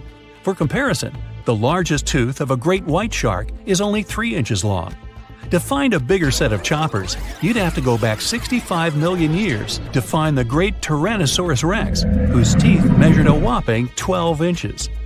Megalodon teeth have been discovered all over the world. It means that, unlike other marine animals of its time, the megalodon was intercontinental. Even today, most sharks and marine animals tend to stick to one sea or ocean. The megalodon shark swam freely around the world, moving between tropical and subtropical waters. Megalodon teeth have been found in every continent apart from the freezing cold waters of Antarctica. When a megalodon makes a starring appearance in a movie or TV show, it's portrayed to look like a giant version of a great white shark. Scientists previously believed that the megalodon and the great white shark both descended from one common ancestor. Still, it's not true. In fact, it's more likely that the megalodon was the arch-enemy of the great white shark's ancestor, the broad-toothed mako shark. That means Megalodon wouldn't have looked so similar to the great white after all. In reality, the Megalodon would have a shorter nose than the great white, along with longer pectoral fins to give the giant shark a stockier and more threatening build. Not only was the Megalodon the largest shark in the world, but it was also one of the biggest fish ever to exist. An apex predator of this size would have needed a huge diet to keep it moving. The Megalodon would have eaten 2,500 pounds of food every day. The Megalodon diet consisted of larger species of fish, dolphins, and even other species of sharks. Ancient fossilized whale bones with cut marks of Megalodon teeth have been discovered. It means Megalodons weren't intimidated by the size and tried to feast on the giant whales of the past. Scientists have used computer simulations to try and work out the hunting style of the ancient shark. Using this technology, scientists have discovered that the Megalodon's attack style was very different from that of modern-day sharks. Modern sharks dive straight for their prey's most vulnerable spot, for example, the soft underbelly of a seal. The Megalodon's teeth were uniquely suited to biting through tougher areas of cartilage. So, evidence suggests that a Megalodon would first chew the tougher fins of their prey, rendering them unable to swim away before launching into their final attack. The mouth of a Megalodon was around 10 feet wide and 9 feet tall, large enough for you to swim into without touching any teeth. However, we don't recommend that. Their mouths were so large a Megalodon could swallow a small car without even having to bite down on it. Research teams from Australia and the US collaborated to work out the biting power of the Megalodon using computer simulations. The results were terrifying. While the modern great white shark has the biting power of 1.8 tons of force, the Megalodon could easily chomp down on its prey with a biting power of 18.2 tons. The bite of the Megalodon would easily be able to cut through steel and overpower any other predator in the ocean. Scientists believe that the Megalodon has the most powerful bite of any creature that has ever existed. The Megalodon's bite would easily overpower the T-Rex, which has a biting force of 6 tons. Mysteriously, no one knows exactly when or how the Megalodon went extinct. However, several theories are floating around as to how this could be the case. The Megalodon had become extinct by the end of the Pliocene, which was a phase of global cooling that spanned over 5 million years and ended over 2.6 million years ago. New evidence suggests that the last Megalodon lived at least 3.6 million years ago, right in the middle of the Pliocene era. Another theory claims that these megasharks disappeared because of the changing Earth temperatures occurring during the Pliocene. As the Earth cooled down, the tropical waters of the world's oceans plummeted to colder temperatures. Scientists believe that this led to the extinction of a third of all large marine animals, meaning that the Megalodon's food source took a massive hit. Without much prey left to hunt, the Megalodon inevitably went extinct. Megalodon sharks would give birth to their pups in waters close to the shore. The shallow coastal waters provided a perfect nursery for the newborn sharks, keeping them distant from the larger predators that lurked in the open waters. As ice formed around the Earth's poles and sea levels dropped, these pupping grounds were destroyed. The Megalodon pups would have had no choice but to swim in the deep ocean waters, making them more vulnerable to dangerous predators. A new theory suggests that the explosion of a star, called a supernova, could be responsible for the extinction of the Megalodon. Around 2.6 million years ago, a supernova over 150 light-years away from Earth lit up the prehistoric sky and lingered there for months. A few hundred years after the supernova had faded, particles of cosmic energy from the star explosion plummeted to Earth. The energy particles carried dangerous amounts of radiation. Researchers believe that this radiation could cause the mass extinction of many marine animals, including the Megalodon. Radiation from the particles extended hundreds of yards down into the ocean and was more dangerous for bigger creatures than for smaller ones. The bigger the creature is, the more radiation they would absorb. The 60-foot-long Megalodon was large enough to absorb great amounts of radiation. Some people believe that the Megalodon is still alive today, lurking at the depths of the ocean waters. But it's unlikely to be true. Megalodons are a warm water species, which means they would be unable to survive in the cold waters of the deep ocean. Most of the Megalodon's potential prey live in shallower waters, meaning there would be very little for the Megalodon to eat at a deep sea level. Simply put, if there were an animal as big as the Megalodon still living today, we would have spotted it by now. Okay, so both of these animals live in the water. Other than that, there's little in common between them. A smaller one is a warm-blooded mammal, highly intelligent and curious, just like me. Its long, streamlined body is usually either blue or gray, but there are also brown and even pink species. Ranging in size from 6 to 30 feet long, dolphins don't weigh more than 11 tons. Their slippery, hairless skin that feels rubbery to the touch is probably their most famous feature. The other animal is a notorious prehistoric predator, just like me. Growing about 60 feet long, it weighed almost 5 times more than the largest dolphin. Its size, huge serrated teeth, and incredible speed, well, that's what made the Meg the most feared creature in the ocean 23 to 3.5 million years ago. So, the question is, who would you rather meet while swimming in the ocean? A dolphin, a Megalodon, or me? Oops, not me, never mind. In comparison with a sharp-toothed monster, dolphins look cute and totally harmless. But imagine the following picture. It's a hot summer day. It seems only logical to go for a swim in the sea. You're floating on your back, completely relaxed. Your eyes are closed, your breath even. Water's pleasantly cool around your body. A light breeze touching your face. You feel calm enough to doze off. Suddenly, something bumps into your leg. Yanked out of your half-slumber, you begin to flail until you're face-to-face with the invisible danger. Luckily, all you spot is a couple of easily recognizable fins and cute, smiley snouts. Whew, just dolphins. Guess you're lucky to meet them in the wild. These amazing creatures are so close you can touch them. You've heard people say dolphin skin feels rubbery, but to your mind, it's more like the inner part of a hard-boiled egg. One of the animals is so close to you that its salty smell fills your nostrils. You know, though, that dolphins don't have sweat glands. It means they don't sweat and are pretty much odorless. The smell you sense comes from the water they swim in. At first, you feel curious. The dolphins seem eager to interact with you, too. They circle around but keep some distance. Soon, you can already count 7 or 10 animals swimming nearby. And then, uh-oh, are they playing with you? First one animal, then another. They come closer and push you with their noses as if you were a ball. It doesn't hurt since they're rather delicate and careful. While passing you from one to another, they make funny sounds. You can't but giggle at the dolphin's antics. Some time has passed, and you don't feel like laughing anymore. The animals are getting too bold, and their pushes grow stronger. All of a sudden, you realize that you're pretty far away from the shore, surrounded by wild, massive animals. Even though they look friendly, their behavior is totally unpredictable. and the worst is yet to come. The largest of the dolphins comes up with an idea of swimming under you, then diving deep down to the bottom. This creates a whirlpool, and it starts to pull you inside with an enormous force. The dolphin reappears, then dives once more. Soon, you don't have enough time to get some air into your lungs. After every 5 seconds at the surface, your body gets dragged underwater again, and again. Several more dolphins join the game.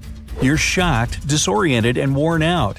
It's impossible to keep up with the animals, and you rapidly lose strength. At one moment, you realize with frightening clarity that you're drowning. The only thing that gives you hope is that from time to time, some of the dolphins push you back up to the surface.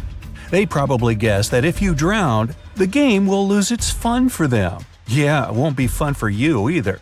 The whole thing can't have lasted longer than 10 or 15 minutes, but for you, it's been an eternity. After the animals get bored, you muster up all your strength and swim toward the beach as fast as you can. The dolphins don't follow you. Exhausted and trembling, you manage to get out of the water and fall down on the sand. The only thought in your mind is, "Now I understand why sharks are afraid of these cute creatures." And indeed, the most feared predator of the sea would do anything not to cross paths with a dolphin. These mammals have flexible skeletal joints and soft skin. It makes it easier for them to maneuver while dealing with their toothy counterparts. Dolphin snouts are made of thick and strong bone. Animals use them to protect themselves from enemies. For example, a dolphin can swim under a shark and burst upward, aiming at its underbelly. Such a jab is so powerful that it causes serious internal injuries. Shark tails have vertical planes. It limits their abilities. They can't move upward or downward fast enough. Dolphins have horizontal planes on their tails. That's why they can change directions almost instantly. Sharks are solitary creatures, and dolphins prefer traveling in groups, also called pods. When one pod member is in danger, its mates immediately come to the rescue. Sharks often try to use their mighty jaws to take down dolphins, but their only chance is to find the animal's blind spot or catch it unawares. If the first shark's attempt is unsuccessful, the dolphin will either escape or regroup and call its friends to help fight the enemy. Dolphins are not only smart and agile, they're also incredibly fast. Their speed usually exceeds that of most shark species. Such an elusive meal isn't worth the effort. Orcas, the largest members of the dolphin family, hunt sharks when they can't find other food sources. An orca uses its super strong tail fins to hit a shark on the back. This makes the massive fish unable to move. Sharks stay away from dolphins, and maybe you should too. For one thing, these animals have sharp teeth and a strong bite. Bottlenose dolphins have up to 100 teeth, more than enough to grip their prey and keep it immobile. Bottlenose dolphins sometimes gather in large groups of up to 1,000 animals. When all of them set off for a hunt at the same time, it looks scary.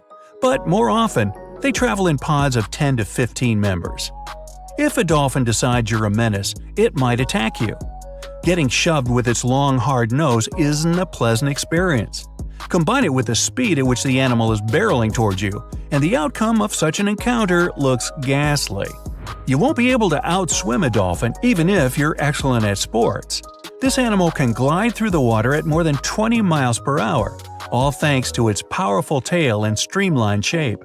For comparison, an Olympic swimmer's top speed is around 5 miles per hour. Thanks to their impressive speed, dolphins can launch themselves out of the water. And I'm not talking about leaping beautifully over the waves.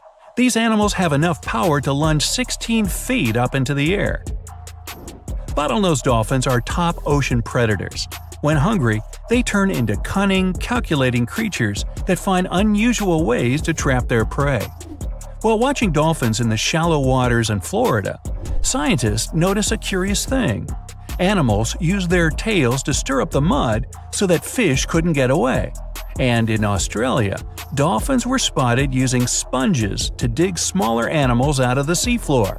Even better, they share new methods of hunting with their mates. Sometimes even recipes. Just kidding. You can't escape from an angry dolphin by hiding in the depths. They can dive to more than 800 feet under the surface. The deepest a human has ever free-dived is 702 feet. Sharks are known to leave surfers alone and mind their own business. Dolphins, on the other hand, seem to like taunting people. There have been cases when they deliberately pushed surfboards until surfers fell off into the water and then jumped over them. If a dolphin comes close to you and starts to tail slap, you better get out of the water right away. It's likely to be a sign the animal's about to attack you. Dolphin snouts look smiley. That's why they seem friendly, kind, and harmless. But keep in mind, it's yet another wild animal. Yes, they're highly intelligent and cool, but be careful around them and try to keep your distance. Hey, if nothing else works, toss them a fish. This is going to be a very unusual match, but I bet it'll also be spectacular and intense. In the left corner, we have Megalodon. This species went extinct about 3 million years ago, but there are good reasons why it's now a legendary animal. It's the biggest shark that ever existed, and it was a super powerful predator in its time. And a round of applause for our contender in the right corner, Titanoboa. This one's way bigger than any other snake. It lives in the swamps of Colombia, and it's the real boss of the area. Titanoboa can eat absolutely any animal it decides to hunt, and it faces no competition. It can swallow a giant turtle or even a crocodile. It looks like a modern boa, but behaves like an anaconda, and that's a very scary mix. But can it stop a giant shark? Let's start by looking at their sizes. We still don't know about Megalodon's exact size, because the only remains of them that have survived are just fossilized backbones and teeth. But scientists generally think this monster was about 50 feet long. So it wasn't just the biggest shark that ever existed, but also one of the biggest fish of its time. Its closest rival is the modern whale shark, but they're only about 40 feet. The giant Titanoboa got so big thanks to a lucky coincidence. Snakes are cold-blooded animals, so they need a warm climate to live and grow in. Northeastern Colombia is perfect. It was about 90 degrees when Titanoboa was alive. This helped it grow to an incredible 42 feet in length. Titanoboa could easily swallow the longest snake registered in the Guinness Book of Records, which is only about 25 feet long. And that's a big gulp. So we have 50 feet versus 42. The first point goes to Megalodon. What about weight? Titanoboa is about 2,500 pounds. That's heavier than a small car, including the passengers. But it might be even heavier if you run into Titanoboa after it's had lunch. In that case, you can add a few hundred pounds more from the turtle or the alligator that it just swallowed. If you put Titanoboa on some very large scales, you'd need 5 giant anacondas on the other side to balance them out. But Megalodon is an incredible 50 times heavier than Titanoboa. The average adult female weighs between 27 and 59 tons. That's as much as an empty Boeing 737 airplane. And that's without carry-on luggage either. Luckily enough, Megalodon can't fly. So obviously, Megalodon wins in the weight category. That's one more point to the ancient shark. Although having such a large weight makes it difficult for the shark to move, and also means it's a little clumsy. Which leads us to our next category, speed and agility. Megalodon can swim at about 16 feet per second. That's enough to make it the ultimate predator, but it's still slower than plenty of other species. If Megalodon was swimming in a pool and Usain Bolt was running along next to it, he would be twice as fast. His top speed is almost 40 feet per second. Now, a sailfish, which is the fastest sea creature, can reach about 100 feet per second. Megalodon's size and weight make it turn really slowly, just the same as a large truck. So, when it attacks, the shark has only one chance to strike. If it misses, it has to go around for a second attempt. This gives its prey more than enough time to run away. Titanoboa isn't that fast either, especially on land. But when the giant snake is in the water, it can swim at a speed of up to 12 miles per hour. Not much, but enough for it to escape from Megalodon if it needs to. It's learned to swim so well because water is its main hunting ground. And because Titanoboa is a snake, duh, it also has incredible mobility. It can wriggle around and change direction very quickly, so it can easily dodge Megalodon's bite. So here's the first point for Titanoboa. The score is 2-1 in favor of Megalodon. Next section, fighting skills. Megalodon is incredibly smart. It can change tactics depending on what kind of prey it's hunting. Scientists have found teeth markings from Megalodon on some whale fossils. These show that the giant sharks aim their bites at their prey's vital body parts to take them out quickly. Other remains of Megalodon's victims have multiple fractures. This is because Megalodon performs a super powerful ram attack that can knock almost anything out. In fact, this 50-ton beast can easily smash through concrete walls. So, Megalodon's opponents don't really stand a chance. Some of them prefer to first damage the tails and fins of the whale they're hunting. This stops it from escaping, letting the huge predator finish off its defenseless victim. Now, what can Titanoboa do in response? The giant snake isn't poisonous, but this doesn't stop it from hunting prey up to 4 meters long. Its bite has a very special design. The structure of its teeth and jaws lets Titanoboa really clamp down on the body of its prey, so there's no escape. When hunting, Titanoboa uses similar tactics to an anaconda or a boa. By that, I mean it uses its powerful muscles and weight to stop its prey from moving. It deploys all of its strength to take away the animal's energy, making it helpless. So, Titanoboa is not only really speedy and agile, it can also fight its corner pretty well. It's definitely earned a point in the fighting skills section. The score is now 2-2. That's a tie going into the final round. We've got one more section before we find out which of these ancient monsters will win. Up now is fighting tools. Apart from its ramming power, Megalodon has something else up its sleeve, even though it really doesn't have arms or wears a coat. Let's take a look at its jaw. Its teeth are about 7 inches long. That's an absolute record for all known shark species in the world. Megalodon has about 250 of these deadly pointy things arranged in 5 rows.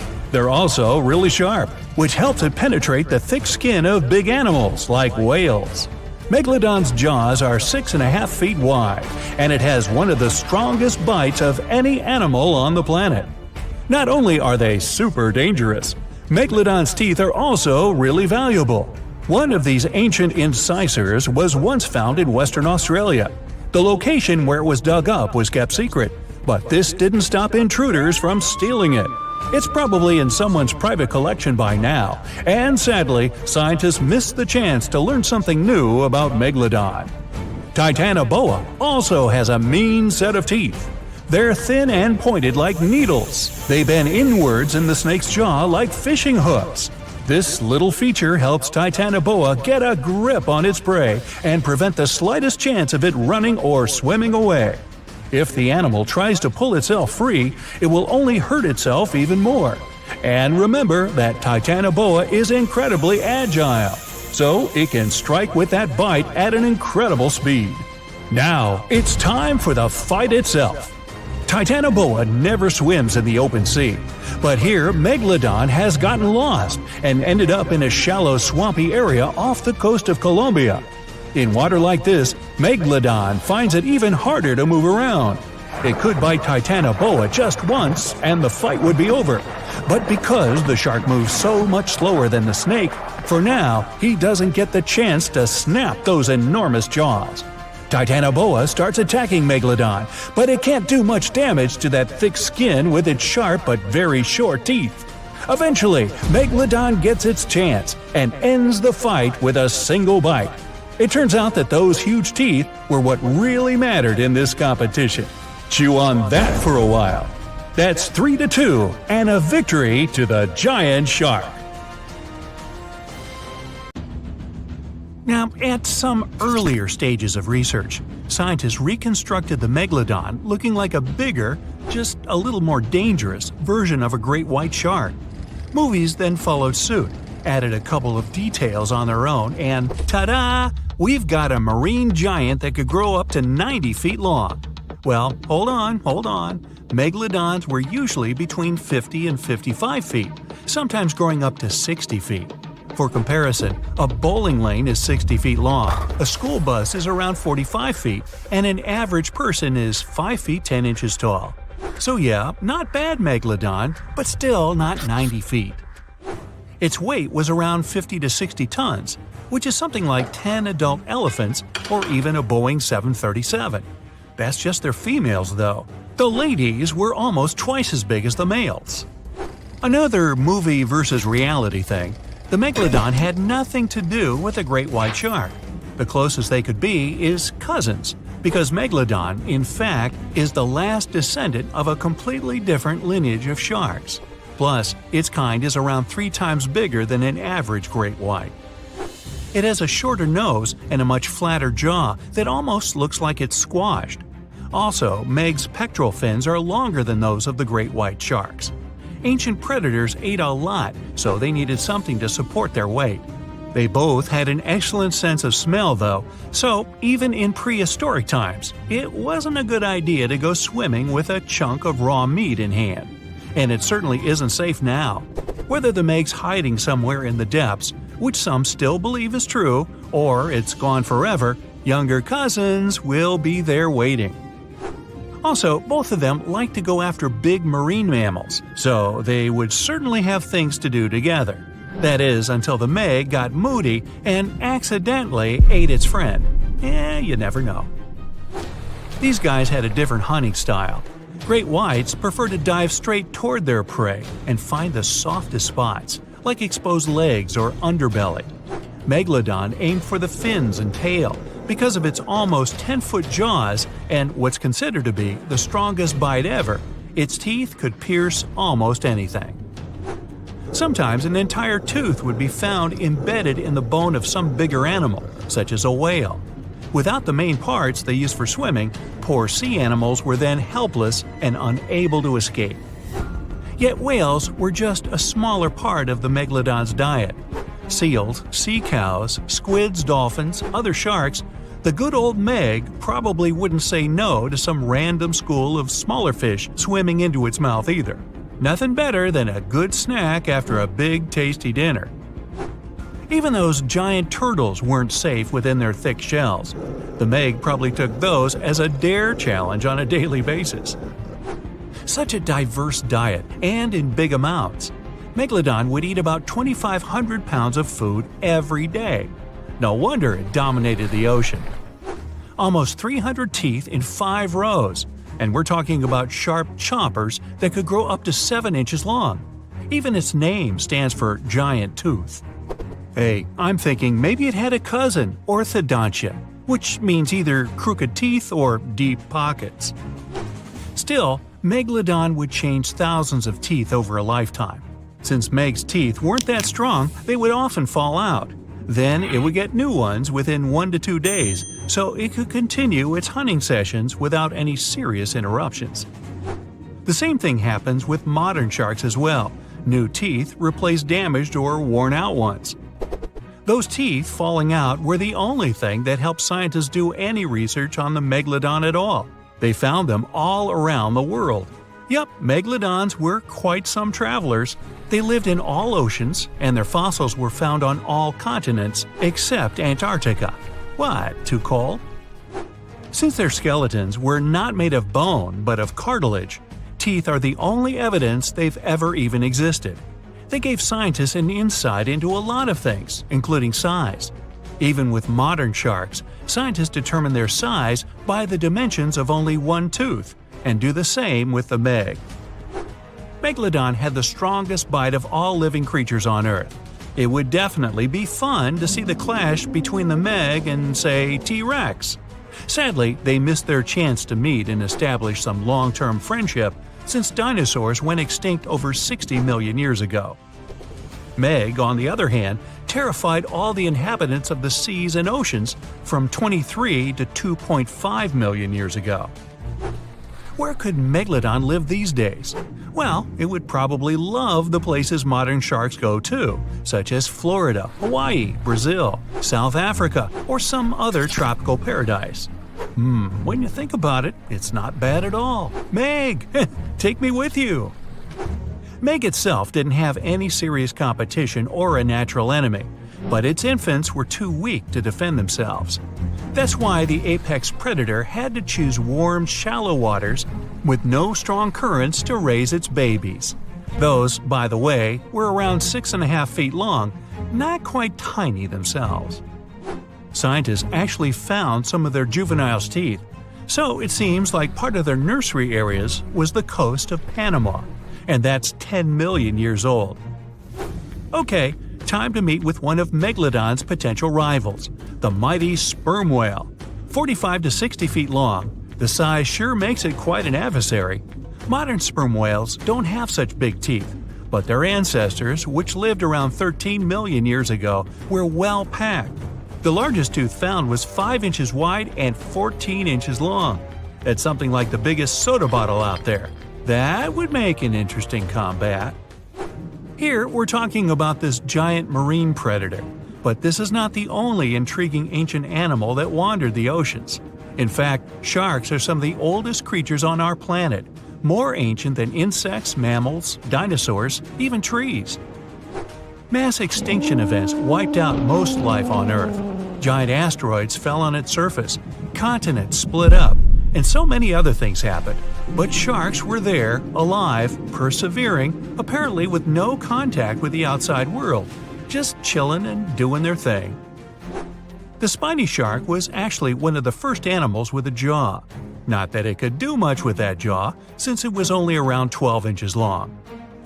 Meg wouldn't even bother around this one, and it wasn't even a real shark, it just looked like one. If you ever wondered how a combination of eel and shark would look like, well, here it is. Eel shark preferred freshwater, was up to 3 feet long, and went extinct around 200 million years ago. Since dinosaurs appeared around 230 million years ago, the eel shark was probably there to give them warm welcome, prepare a buffet, but the dinosaurs had unfortunately mistaken it for dessert. Now, this predator would get some real screams on a nice sandy beach during a spring break if it was still alive, the Ginsu shark. It was nicknamed after Ginsu knives for a huge mouth of almost 500 razor-sharp teeth. One of this monster shark's hobbies was to go after big turtles. Okay, now seriously, what's with that shark-turtle thing? Scissor-toothed sharks. Now we're talking. These guys lived around 300 million years ago and had some strangely shaped heads. The weirdest part were their jaws. This shark didn't shed old and worn-out teeth, but kept growing new ones at the back. Those in the front were then pushed forward, and with age, the shark got a really strange scissor-tooth look. Scientists are still unsure why it had to be like that. Hey, time to call in the orthodon. Even during the Meg's long reign, our favorite ancient predator still wasn't the only scary giant shark in town. For instance, I can't pronounce its name, so I'll just call it Mr. C. Unfortunately, not enough of its fossils were found to get more information, but some research says it had teeth more than 5 inches long. That also implies it could probably grow to be 20 feet long. Oh, and if it only left just a couple more teeth around, I guess the Meg wouldn't be the only movie star from those times. So close, C, so close. Hey there! Grab your popcorn and hot dogs. This is gearing up to be the spectacle of the century. We'll compare ancient water monsters in several categories, then pit them against each other in a duel to see which one's the true queen of the water. The contender on the left needs no introduction. The alpha, the boss, the legend that lived on our planet 3.6 million years ago. She's still the hero of myths and legends and a nightmare for fishermen around the world. Make some noise for Meg the Megalodon! In the right corner, Sarcosuchus, aka Sarky. She's the ancestor of today's crocodiles and a real grandma compared to Meg. She lived about 120 million years ago and saw the dinosaurs come and go. They were even her breakfast sometimes. She lived in what is now the Sahara, but there was no desert then, and the world looked totally different. Although this crocodile isn't as famous as Meg, she's still not afraid to go up against the giant shark. Round 1. Size. Since the only remains of the Megalodon are teeth and vertebrae, her true size remains a mystery. But if we compare her remains to the bodies of modern sharks, we get the incredible size of 50 feet. That's like 1.5 buses. But I bet you wouldn't want to take a ride on that kind of transport. Meg's fin alone is the size of an adult. This ancient monster remains the largest shark that ever existed. The largest white shark ever measured was 17 feet long. That's less than half. Now Sarki's turn. Until recently, we only had the teeth of this ancient crocodile to go on. But then, scientists discovered some new remains, and they were able to figure out just how big she really was. Sarki was as long as a limousine, about 30 feet.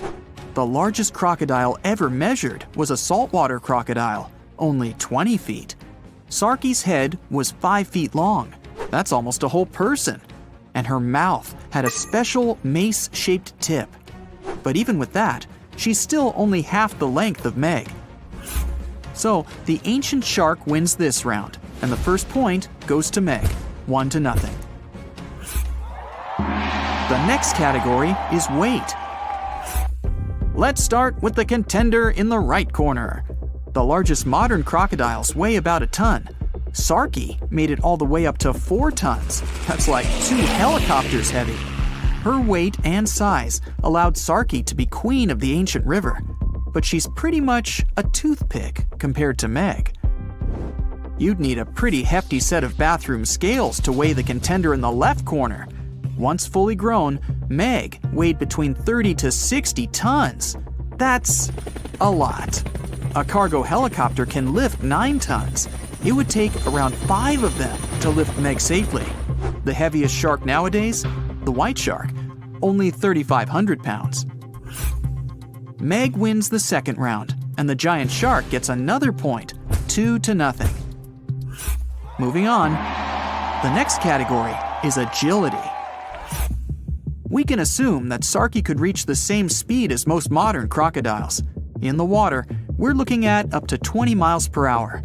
That's about 3 times faster than the fastest human swimmer. Her speed mostly comes from her long and muscly tail. It's one of the strongest muscles in her body and gives her speed and agility. But Sarki wasn't limited to the water world. She liked to move around on land too. Like the big modern crocodiles, she could probably run at speeds up to 20 miles per hour. This allowed her to go after other animals, not just fish. She definitely had a soft spot for large lizards and even small dinosaurs. So what about Meg? It's hard to move such a massive muscle machine. Her maximum speed was around 10 miles per hour. That allowed her to catch up with whales and smaller fish. She felt pretty good about herself, but 10 miles per hour is not really that fast. Modern white sharks can reach 35 miles per hour. That's 3 times faster than Meg. So our giant shark was more like a truck than a Ferrari. Slow to accelerate, slow to brake, and extremely bad at turning. If Meg wanted to run the 100 meters, it'd probably take her about 50 seconds. The human world record is just under 47 seconds, but that's in a pool where you have to pull a U-turn halfway. There's no way Meg could do that. Looks like Meg lost a bit of ground to the agile crocodile, and our river monster is finally up on the board, 2-1 in favor of Meg. Okay, next round. How about we call it eating tools? Of course, Meg's main tool is her teeth. Megalodon means big tooth. She had the largest teeth ever recorded. 5 rows of teeth, 250 in total. The largest ones were over 7 inches long, and you better believe they were all razor sharp. That's definitely enough to bite through a tough leather couch, know what I mean? So if you ever saw Meg smile at you, well, that's probably the last smile you'll ever see. And her jaw's incredible. You could drive a car into her mouth, or lie down in it with room to spare. Her bite force was so strong that it could easily bend metal. Whales, dolphins, fish, fishing boats, crunch, munch, gone. Sarki's teeth are a bit different, but no less awesome and powerful than the biggest shark of all time. She had 70 teeth up top and 62 down on the bottom. Their shape allowed Sarki to grab her lunch and never let go. Crocodiles in general have one of the strongest bites of any species, and it's their main superpower. But don't forget about that tail. Sarki's was so heavy and strong, it'd be like getting hit by a motorbike. That kind of versatility earns Sarki 1 more point. We're all tied up at 2. Bonus round. Audience sympathy prize. If Meg were around today, she'd definitely live in Hollywood, making movies, TV shows, commercials, and she always seems to play the villain. Well, she's also the hero of countless scary stories told by fishermen around the world. Many people even believe that she's still swimming about down there, somewhere, hiding from us in deep waters, like the Mariana Trench. But Meg needs a lot of food to feed such a large body. She'd have to keep coming up to the surface to find enough to eat. So much for that myth. And Sarki? She's more of an indie artist, not really the Hollywood type. But like all crocodiles, she puts fear into anyone who lives near a river.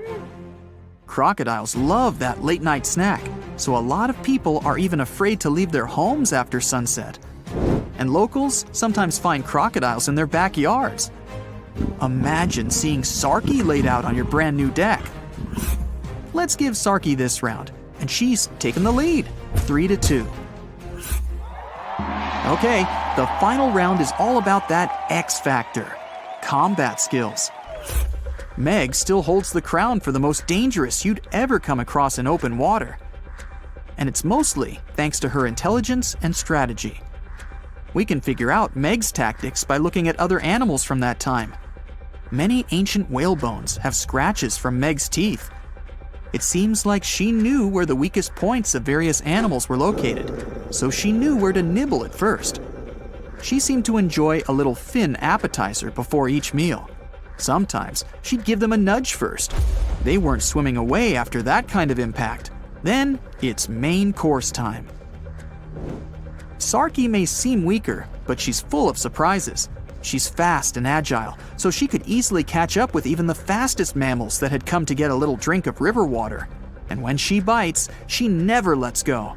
But scientists say Sarki probably couldn't do all those awesome wrestling moves that today's crocodiles love to do. She couldn't roll around, holding her lunch in her teeth. The structure of her head simply didn't allow her to do that. But even so, she pretty much always came out on top. Not too many crocodiles go hungry. Sarki had a good round, but we have to give this one to Meg. She's just too awesome. And we're all tied up again, 3-3. Well, it's time for the big face-to-face matchup. The arena, the place where the mighty river meets the vast ocean. Sarki's great at hiding and sneaking up on people, and so she gets the first go. Meg tries to dodge, but the ancient crocodile already found a tasty fin. Unfortunately, Sarki's teeth are a little too short to cause even the slightest harm to big old Meg. She breaks free and pushes the crocodile with her powerful body. Sarki looks stunned, and Meg sees her chance to make a U-turn and end it. She gathers speed and...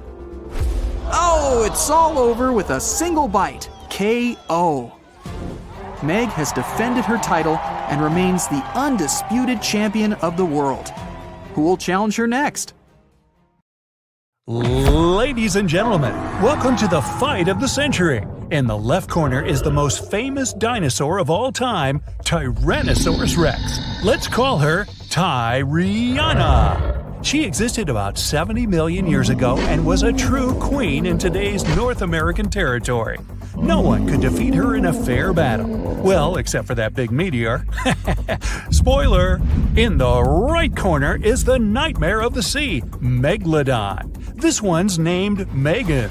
This species went extinct about 3 million years ago, but legends about it are still alive. It's the biggest shark that ever existed, and it was a super predator in its time. Both fighters are the highest predators in their category. But what happens when they meet face to face? To find out, let's move on to the first category, size. The largest T-Rex ever found was named Scotty. Hey, beam me up! His hips were about 12 feet tall. But if Scotty straightened his back, he would be about 42 feet tall. It's like putting 3 giraffes on top of each other. And if you wanted to pet this cute guy on the nose, you'd have to stand on the shoulders of 7 people to reach him. Even though our T-Rex is not the biggest of its kind, Tyriana still remains one of the most dangerous. But now, let's look at the size of her opponent. The size of the Megalodon is still a controversial thing. The fact is that the only remains of this ancient shark are teeth and vertebrae. So scientists can only guess about the real size of this shark. But even by the most modest calculations, it's bigger than T-Rex. Megalodon was about 50 feet long, which is more than a school bus. It was not only the most massive shark that ever existed, but also the largest fish in the world. Its closest competitor in size was a modern whale shark, but he loses to Megalodon by as much as 10 feet. So, in the size category, Megalodon left no chance for T-Rex. The first point goes to the giant shark Megan. The next class is weight. Let's start with Megan. Usually, adults had a weight of 27 to 59 tons. This is like 3 heavy-lift transport helicopters, or almost like a tank. Actually, some houses have less weight than Megalodon. Its only competitor in the sea is the blue whale. What does T-Rex answer to this? Although it's an incredibly large predator, the largest individual rexes could only reach a weight of 14 tons. That's relatively small for its size. T-Rex could be terribly slow and clumsy, but some of its bones are hollow. This is what reduces its total weight. Thanks to this, she could be much faster and more agile without losing strength. But we see that Tyriana loses to Megan in weight by at least 3 times. So, another point goes to Megalodon. Next up is speed and agility. According to different estimates, Tyrannosaurus rex could run at speeds of 11 to 45 miles per hour. For comparison, the speed of the fastest human on Earth is only 16 miles per hour. So, you do the math. Yep, we wouldn't have had a chance to escape being lunch for T-Rex. But what about maneuverability? Tyriana seems to be big and clumsy. However, T-Rex had excellent balance because of her massive tail and could turn and change direction very quickly. And look at her legs. She clearly doesn't miss a leg day. Now let's look at the second fighter, Megan. Scientists have found that the Megalodon could swim at a speed of about 11 miles per hour. This was enough to become an ultimate predator, but it was inferior to many other species. For example, the fastest sea creature is the sailfish. It can reach 68 miles per hour, about 100 feet per second. Besides, because of its heavy weight, it could not quickly turn or maneuver. Imagine a giant truck needing to make a U-turn. So, when she attacked, she had only one chance to strike. If she missed, she went for a second lap. This gave her prey enough time to run away. In this round, T-Rex finally gets her first score. But we're still 2-1 in favor of Megan the Megalodon. Okay, moving on to the next category, fighting skills. Megalodon was definitely the best predator in the aquatic world, not only because of its size and mass, but also because of its intelligence. Scientists have found traces of Megalodon's teeth on the remains of whales. They concluded that Megan aimed at her prey's weakest spots and knew where the vital organs were located. Other remains of Megalodon's victims had many bone fractures. This suggests that she was not shy about using her weight as a ram. Such a 50-ton ram could easily break through concrete walls. Some individuals prefer to attack the whale's tails and fins first to immobilize them, then attack a defenseless victim. This makes the Megalodon an excellent strategist. Megalodon's prey just didn't have a chance. So, this shark had 2 main techniques: ram and ultimate bite. But the arsenal of T-Rex is much broader. Like a Megalodon, it had the strongest bite of its kind and also used a ram.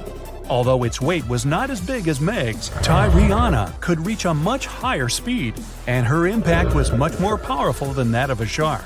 On top of that, she could strike with her tail, and her legs had a tremendous force and could hold the victim. No doubt the T-Rex arsenal is much more diverse. So this point goes to the dinosaur. Now it's time for the bonus category, the prize of audience sympathies. T-Rex is undoubtedly the most famous dinosaur of all time. It's appeared in movies, TV series, cartoons, video games, and even postage stamps and memes. And its skeleton in the American Museum of Natural History is the most recognizable in the world. But there are also many myths about it. For example, the idea that it could only see moving objects. In a famous movie, the heroes escape from a T-Rex by just remaining frozen in place. Well, first of all, a dinosaur could easily smell them. Secondly, T-Rex had an excellent vision. It was actually 13 times clearer than humans. Megalodon, on the other hand, has the reputation of a real devil. A scene where Megalodon destroys a fishing boat is still a cult favorite and frightening for viewers worldwide.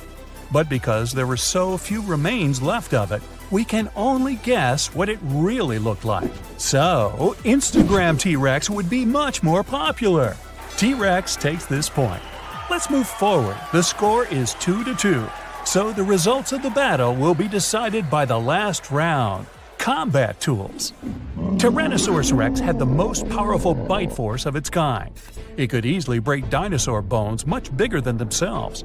But the power of their bite was limited by their teeth. They had a weak layer of enamel and were quite brittle, though they rebuild quite quickly. Her front hands have sharp claws, but this weapon is mostly useless because of the structure of these arms. Megalodon has only one dangerous tool, its teeth. But they can be worth everything that T-Rex has. The teeth of the Megalodon were triangular in shape and were over 7 inches long. These are the most massive teeth that have ever existed, and it had 250 teeth, arranged in 5 rows. Each of them was incredibly sharp and could penetrate through the thick skin of whales. Also, the Megalodon's jaw was 6.5 feet wide. An adult person could easily fit in there, but not for long, because Megalodon had one of the strongest bites on our planet. The gong sounds, and it means it's time to start the fight. These two predators meet on the coast of North America. Megalodons mostly lived in deep waters, but sometimes they hunted near beaches. T-Rex was also in this area, and now these two predators have come face to face. In shallow water, the Megalodon becomes even slower, and T-Rex easily evades its bite. But it's difficult for her to attack the shark, because Tyriana's body size does not allow her to dive underwater. T-Rex decides to retreat to even shallower water. Megan the Megalodon drops, trying to bite the dinosaur and just rams her with all of her 50-ton weight. The T-Rex loses her balance and falls down. Now, nothing can help her. Uh-oh. So, Megalodon proves again that she was the ultimate predator and could easily defeat the world's most famous dinosaur. Well, hey there! We dive back in time and into the oceans over 500 million years ago, just, because we can. Whoa! Watch out! It's not Megalodon or giant sea reptiles you need to look out for here. It's a bizarre, unearthly-looking creature called Anomalocaris. The name means unlike any other shrimp, and I think you'll agree, it looks like a nightmarish cross between a shrimp and a modern-day centipede. 2 tentacles protruding from its face, each lined with razor-sharp teeth. Oh yeah, and this thing was about the size of your leg. With a wave-like movement of the flaps on each side of its body, it was graceful for a terrifying creature. It was also more advanced than any other life on this planet at the time. Especially those huge eyes. You have only one lens in each of yours. This giant shrimp had 16,000. That's 4 times more than a common housefly. And you know how good their vision is, good enough to dodge that swatter every time. All this allowed Annie to become one of the first animals on this planet to feed on others. Yep, here it is, Earth's first hunter. Its favorite meal? Trilobites. Hey, try a bite. Those are the ancient ancestors of crabs. Some of their fossils have marks on them in the same shape as the monster shrimp's mouth parts. Terrors of the past like this got to be so giant thanks to more oxygen in the atmosphere. A perfect example of this, Meganeuropsis. Imagine a dragonfly. Now make it as big as a cat, and with a wingspan longer than your arm. Megan, the monster-sized dragonfly, could easily grab other insects or even small animals, and she ruled the air with quick movements. Back then, there were still no large birds or other airborne enemies for this behemoth bug, so it was safe and free to grow as large as this planet would allow. Piranhas of the past were also jumbo-sized. Mega piranha was about 3 times the size of the river terrors we have today. Its bite force was about the same as a tiger's, and those striped kitties bite down 2 times harder than lions. That means it probably not only dined on other fish and any land creatures that, got too close to the water, but it could also easily crunch down on large turtles and other unlucky shelled creatures. And fun fact, modern-day piranhas bark like dogs when they're about to enter a confrontation. It actually sounds more like a frog's ribbit. But makes you wonder, what did this mega-sized ancient cousin sound like? A bear roaring? How about giant sea scorpions the size of your bed? Go back about 460 million years and you'd see them swimming under you. And watch out for that tail.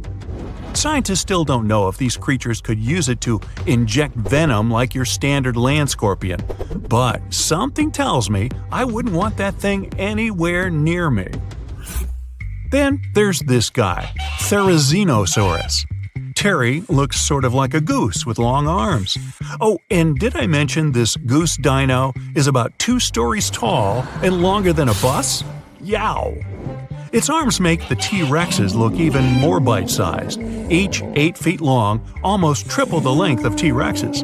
And on the end, razor-sharp claws the size of your whole arm.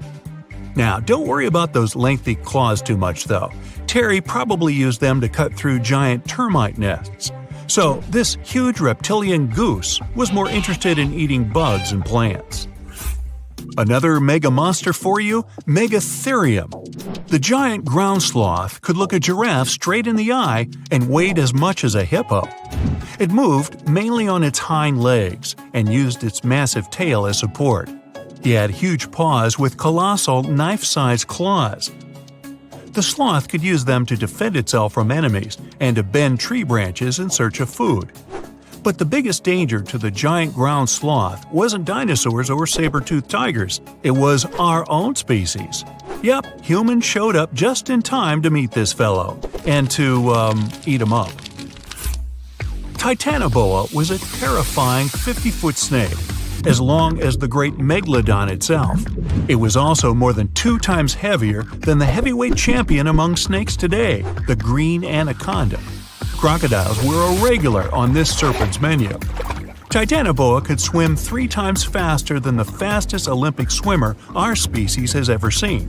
It was quicker and more dangerous in the water than outside it. And don't forget the boa part of its name. This massive snake wasn't venomous. Instead, it liked to squeeze. Remember that giant shrimp from earlier? Well, Opabenia looks like its teeny-tiny finger-sized cousin. And instead of 2 toothy tentacles, this thing had a vacuum hose coming out of its face. On the end of that trunk, what looks like a single crab claw. Add 5 eyes and a mouth under its head, and you've got a recipe for something not of this planet. Only it is. This creature used its trunk like an elephant does. Its claw grabbed food from the bottom of the ocean and brought it up to its mouth. This thing is so weird-looking that, apparently, when the scientists who discovered it presented his findings to an audience, they all laughed as if he were joking. Now, a real-life monster, the Tully monster. From a distance, it looks a bit like Nessie, that long neck and teeth-lined jaws. But get closer, and you'll see it's more like a long nose with a mouth attached at the end, like a mosquito. Its eyes are further back, sticking out of tubes all snail-like. Tully was an ancient mollusk, about the size of your forearm. It probably dined on jellyfish and shrimp 300 million years ago. Thylacus smilus will put a smile on your face as long as you don't get too close. No, it's not a relative of the saber-toothed tiger. It was a marsupial, making it more related to a kangaroo than anything. And if you compare them to body size, its fangs were actually longer than a saber-toothed tiger's. And they grew continuously. As for that beard on its chin, that's actually all chin. The lower jawbone grew down to a point under the mouth. Those fangs were rooted to the skull, going way back to its eyes. When the mouth was closed, that bony beard protected the long, sharp teeth from breakage. Staganapolis, not to be confused with Minneapolis, might look like a big crocodile with a squished-in snout, but it was mostly harmless. Its small head and very few teeth meant the reptile didn't have much to work with when protecting itself. That's what all those armored scales were for, and no need for huge fangs or long rows of razor-sharp teeth when you're a plant eater. That beak-like tip on its nose allowed the stag to dig up plants. So, really, this reptile was more like a 10-foot scaly pig than a croc.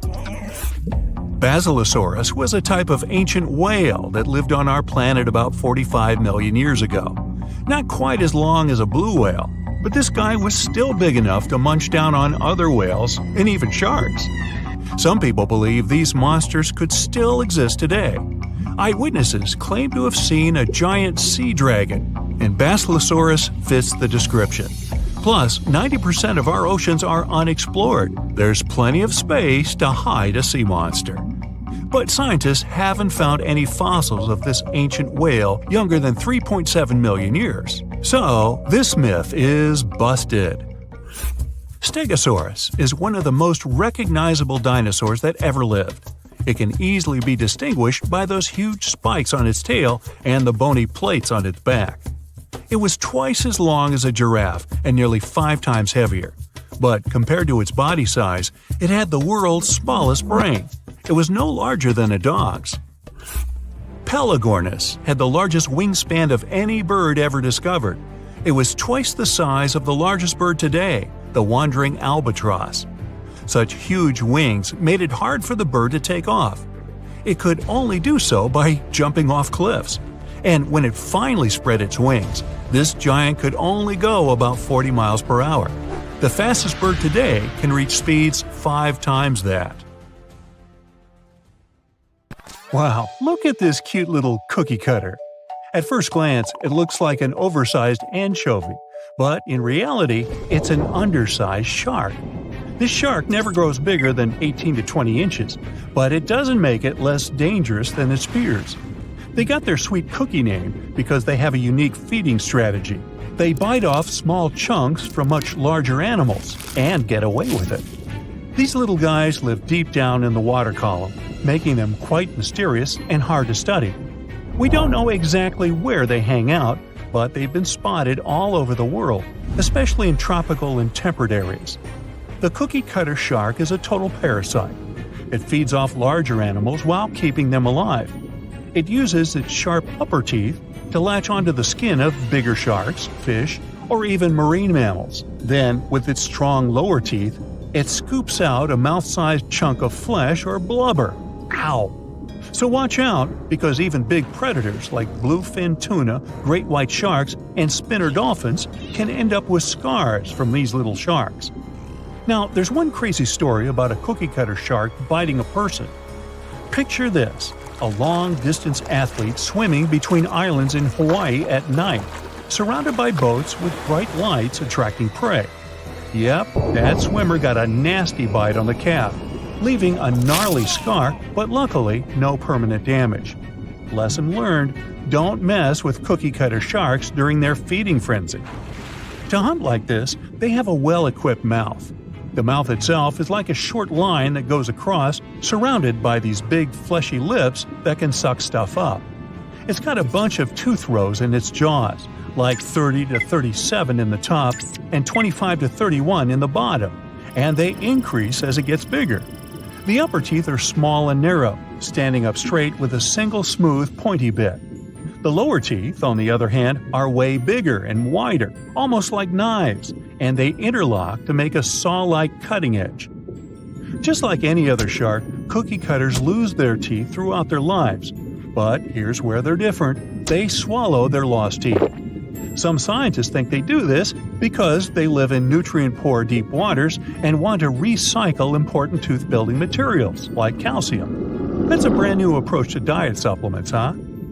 Since they feed closer to the surface at night and deeper during the day, they're almost always in the dark. So, this sneaky little shark has these special light-producing organs called photophores that are strategically placed on its belly. These photophores help it blend in with the light coming from above, kind of like camouflage.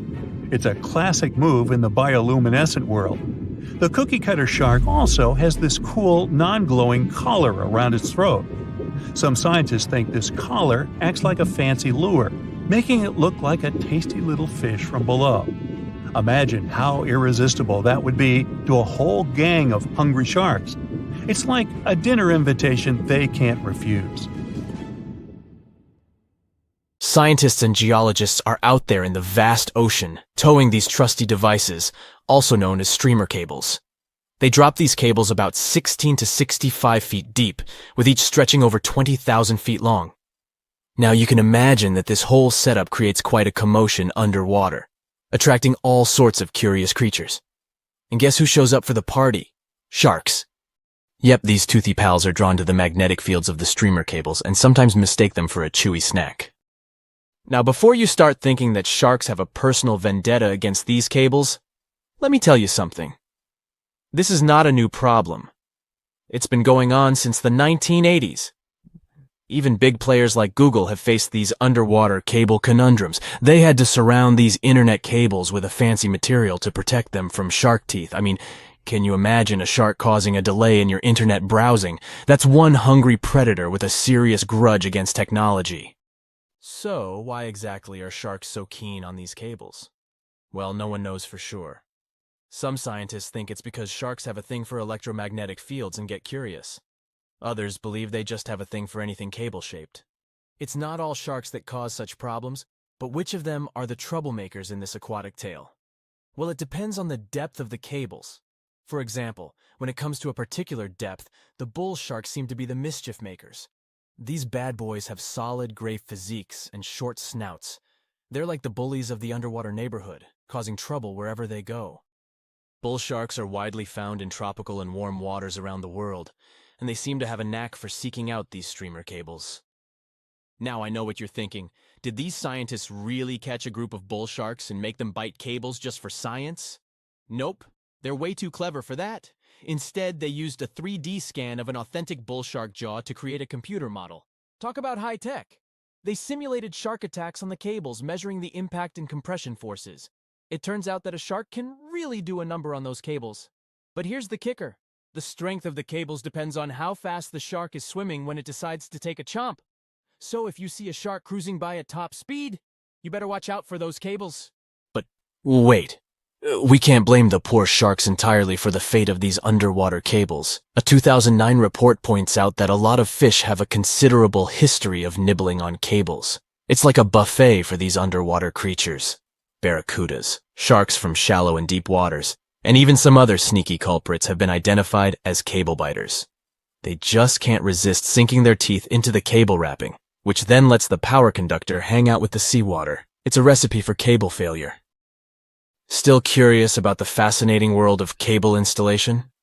Did you know that more than over 90% of international data takes a watery journey? These cables, which are like underwater highways, stretch for hundreds of thousands of miles beneath the ocean's surface, reaching depths as deep as the size of Mount Everest. Now, you might be wondering how these cables are placed. Well, it's not as simple as dropping wires in the water like in the cartoons. In fact, it requires some careful planning and specialized boats called cable layers. These brave boats meticulously run the cables across the flat surfaces of the ocean floor, making sure to steer clear of all obstacles that Mother Nature throws their way. When it comes to cable sizes, the shallow water cables are about as thick as a soda can. On the other hand, deep water cables are way smaller, measuring up to the size of a marker. Why the difference, you ask? Well, it's all about vulnerability. Way down there, 8,000 feet below sea level, there isn't much action going on. Therefore, these deep-sea cables don't need as much shielding wire for protection. They're like the skinny swimmers of the cable world, gliding through the depths with ease. But let's not forget about the installation costs. Brace yourself, because placing a cable across the vast expanse of the ocean is no bargain. We're talking about millions of dollars. Now, the actual price may vary depending on factors like the total length of the cable and its destination. But trust me, it's definitely not pocket change. Installing shallow water cables is quite the spectacle. They're carefully stuffed beneath the ocean floor using high-pressure water jets. It's like giving these cables a cozy underground home, shielding them from the whims of the ocean currents. So, while cable installation may be slow, and, let's face it, a bit expensive, it's truly a remarkable feat of engineering. The underwater world is a complex and delicate ecosystem, and the cable layers take great care to ensure that their installations don't disrupt the marine life and habitats that call the ocean home. It's a balancing act between technological progress and oceanic conservation, and they're doing a pretty good job at it. Whenever you browse the internet, remember that your cat videos and funny memes might just be zipping through those submarine cables deep beneath the waves.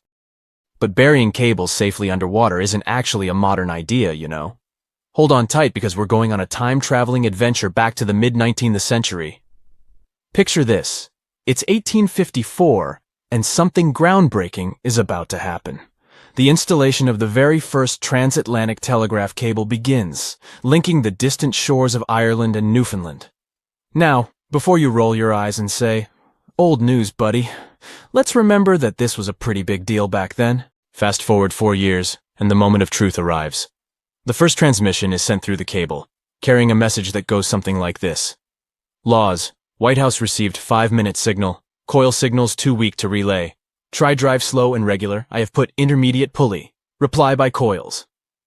Okay. Maybe not the most exhilarating message ever sent. But hey, they were just getting started.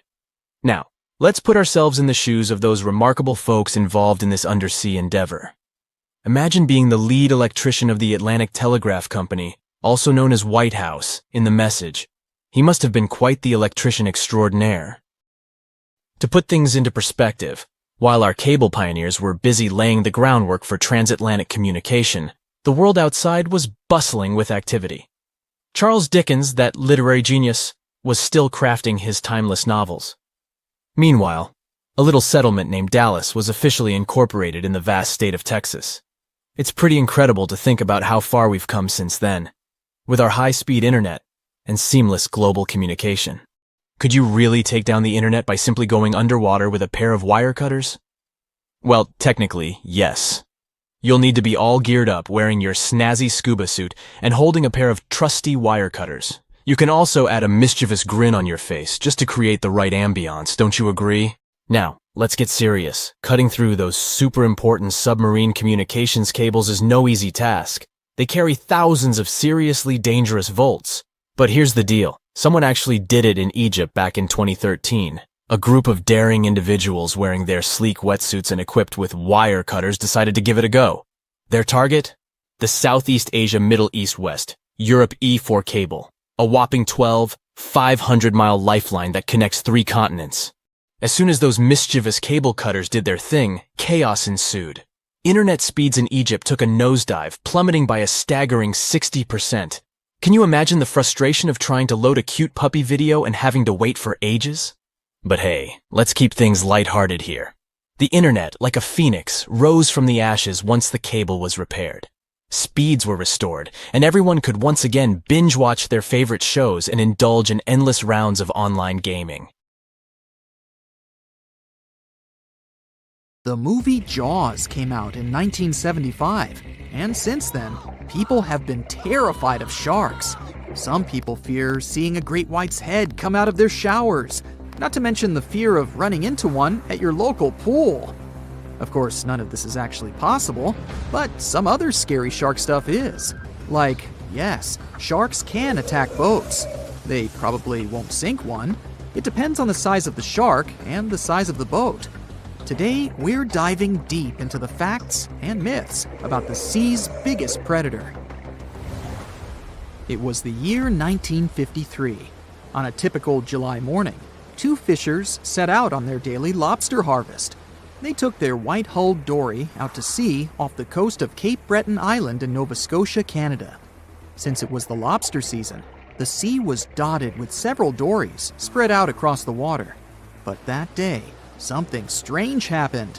As soon as they put the dory at sea, they noticed a large dorsal fin chasing after their boat. They were surprised to see that the shark would follow their boat's every move. For an entire week, they took out their white dory from the harbor, and the shark followed them around. Until one morning, as the men were alone at sea, the shark charged at full speed at the boat and smashed a 7-inch hole in its bottom. The boat turned over, and both men fell into the water. The shark didn't come after the men, though. Instead, it swam away and disappeared for good. To clarify, a dory is a small, fragile boat usually measuring 16 to 23 feet long. So how long did that shark need to be in order to sink it? Well, as soon as the boat was retrieved from the ocean, researchers found something interesting. One of the shark's teeth was found stuck in the hull. According to Harvard experts that analyzed the tooth, it most certainly belonged to a 12-foot white shark that weighed around 1,200 pounds. One thing intrigues scientists a whole lot. The great white didn't seem to be interested in the man aboard, but rather in the boat itself. The question is, why? Some people suppose that this great white followed the dory around because it was white, and the animal probably thought it was some big white mammal. It's not the first boat a shark has attacked. You see, sharks don't attempt to sink boats because they're mean and evil. Rather, it's due to murky waters and hard materials that make them mistake inanimate objects for their usual lunch menu. But that's not what we've learned from popular culture. In Jaws, the protagonist shark managed to poke several holes in the orca as it rammed the boat. The orca was a Nova Scotia-style fishing boat made out of wood planks. It wasn't a huge boat, so it seemed plausible that a great white could ram it. But, according to Mythbusters, that's very far from the truth. A great white swimming at its maximum speed wouldn't be able to take down a medium-sized fishing vessel. The same goes for bigger boats. Some bull sharks or great whites can turn over smaller vessels, though, like kayaks or small boats. If this happens, it's most likely because they think it's a sea mammal and nudge it before taking the first bite. No scientist can say for sure why they do this, only that it's usually a misunderstanding on behalf of the animal. The Shark Research Committee, a nonprofit scientific research organization, has documented a lot of shark attacks on inanimate objects and is trying to answer that question more thoroughly. So far, they've observed several attacks on objects such as crab trap buoys and inflatable float bags. The website has also registered 2 famous attacks on boats. The first one happened in 1959, and a shark left a tooth on the hull of a boat. Researchers later identified it as belonging to a 12-foot great white. The report of the other attack, which happened in 1989, claims that a boat was circled by a great white before the animal swam at the vessel at full speed and hit the boat several times. Of course, those who suffer the most from shark attacks and encounters aren't boats, it's surfers. As far as we know, surfers look like giant wobbly seals from the shark's perspective. According to the Shark Research Committee, there have been 41 confirmed shark attacks on surfers on the west coast of North America over the course of the last century. So, should we be so afraid of sharks after all? Let's learn more about these magnificent sea creatures. Off the top of your head, how many shark species can you name? 4, 8, 10? Well, there are over 500 species of sharks swimming in the ocean. They vary from tiny specimens, about the size of a human hand, to up to 39-foot-long creatures. The largest species of shark are actually not great whites, but whale sharks. And even those are small compared to the great Megalodon. This ancient creature that lived around 20 million years ago reached an unimaginable length of 60 feet. By comparison, that's the same as 2 to 3 buses placed one after another. I wouldn't swim in megalodon-infested waters even if you dared me, that's for sure. We know that sharks are very good hunters, but why is that so? Their bodies seem to have been strategically built for speed. Instead of having a bone skeleton, like us humans, sharks have a cartilage skeleton, which makes them much lighter and also super fast swimmers. Each species of shark hunts depending on its nutritional needs. So, shark species that grow to an average of 3 feet have a diet based on fish. The ones that grow bigger start feeding off of bigger sea animals, such as sea lions and seals. Throughout their lives, some species of shark can shed over 30,000 teeth. Unlike humans, who are born with a set number of teeth in their jaws, sharks have an apparently limitless supply. In their defense, they do lose teeth pretty easily, as they can easily get stuck in their prey, for example. They also have multiple rows of teeth. The jaws of a great white can contain up to 7 rows of teeth, and can grow to be more than 6 inches long. And since we're speaking of great whites, the most feared shark species roaming the oceans, this is ray. Ray is an adult white shark. He can swim up to 50 miles a day, so he needs a lot of fat in order to keep his body functioning. Funny thing about Ray, when he opens his jaws to hunt, his eyes roll back together with his head, so his sight is hindered when he's taking a bite. Now, he does like it when the water is murky and underwater visibility is low. That's because it makes it harder for his prey to spot him coming. These conditions can make it easier for him to grab that yummy seal. But this can also make it easy for him to mistake a random boat for lunch and end up scaring some humans. Some Hollywood movies love to portray sharks as having superpowers. Although they're not innately cruel, one species of shark does have something that can be considered bizarre. Hammerhead sharks, one of the most dangerous species of sharks, have a sort of sixth sense. Inside their heads, they have electroreceptor organs called ampullae of Lorenzini. These organs allow sharks to detect the electromagnetic fields of all living things in the ocean. This ups their hunting abilities to another level. They can even find prey hidden in the sand because they sense its electromagnetic field. You should know one thing.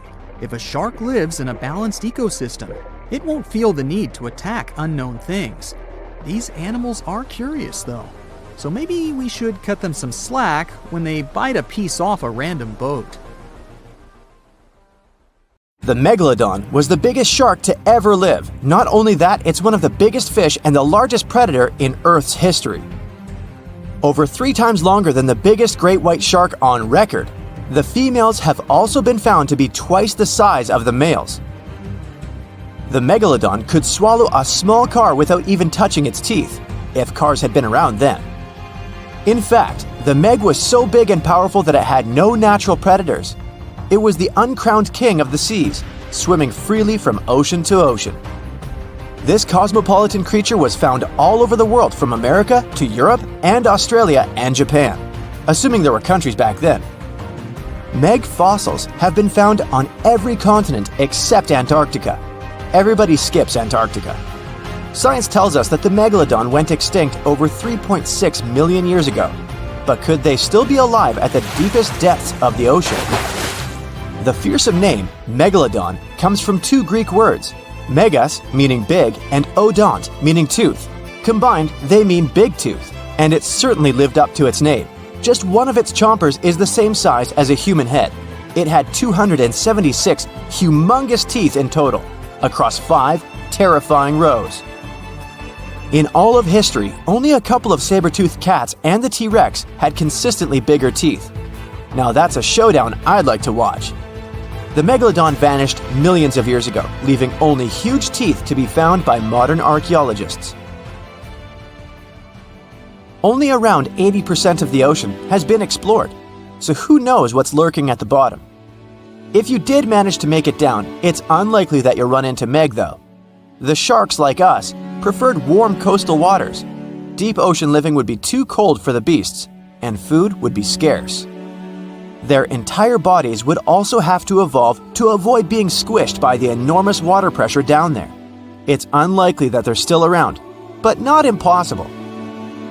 Now, about the appearance of the Megalodon. Scientists believe it didn't look like a great white shark. The Megalodon belongs to a different fish family and most likely looked like a giant sand tiger shark. Flattened snout, small eyes. Its dorsal fin moved backward. The sand shark has two dorsal fins about the same size. The coloration is light brown with a white belly. It may have had brown-red spots like a sand shark all over its body. We used to think of the Megalodon as something scary from the first finds of its fossils. That was back in the Renaissance era. People found some teeth in the rocks.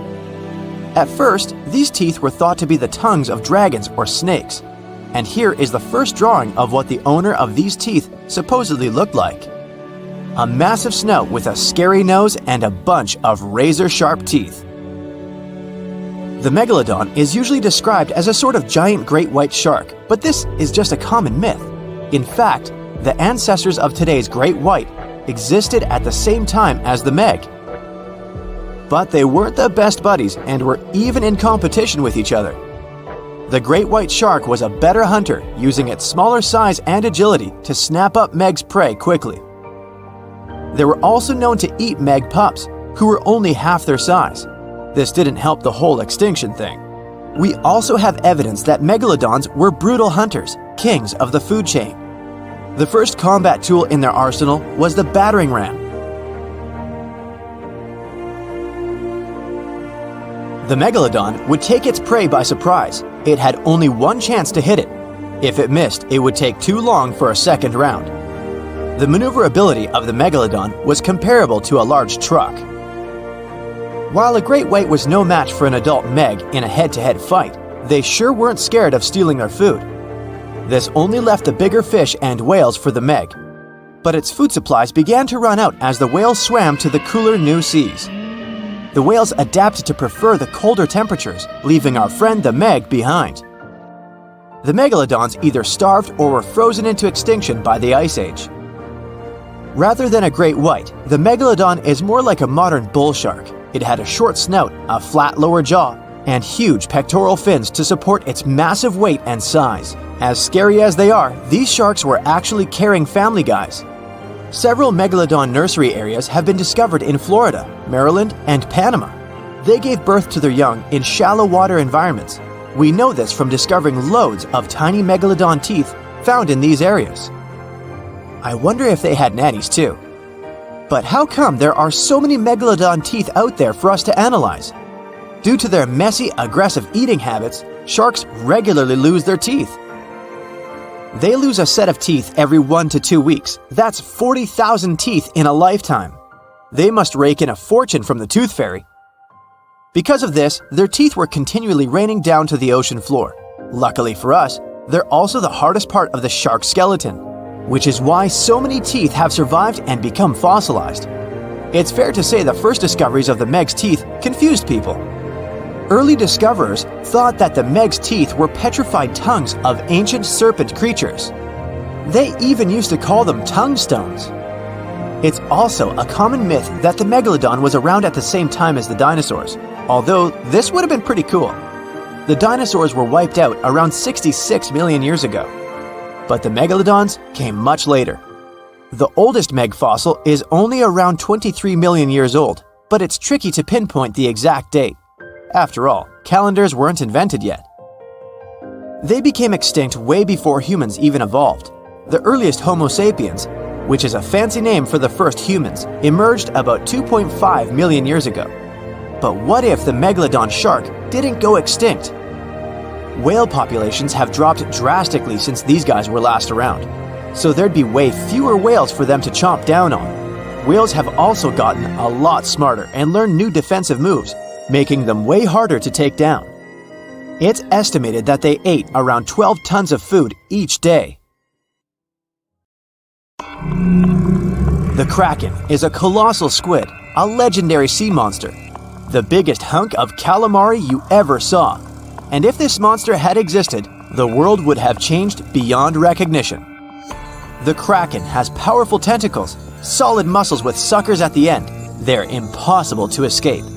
The Kraken can break a ship in half, or just pull it down into the depths. But the worst thing about the Kraken is its size. According to old sailors' stories, its size is almost 10 soccer fields. Hey, maybe the Kraken could play soccer. The Kraken legends said the monster was so giant that sailors mistook it for a small island. In past centuries, it would have been impossible to defeat such a beast.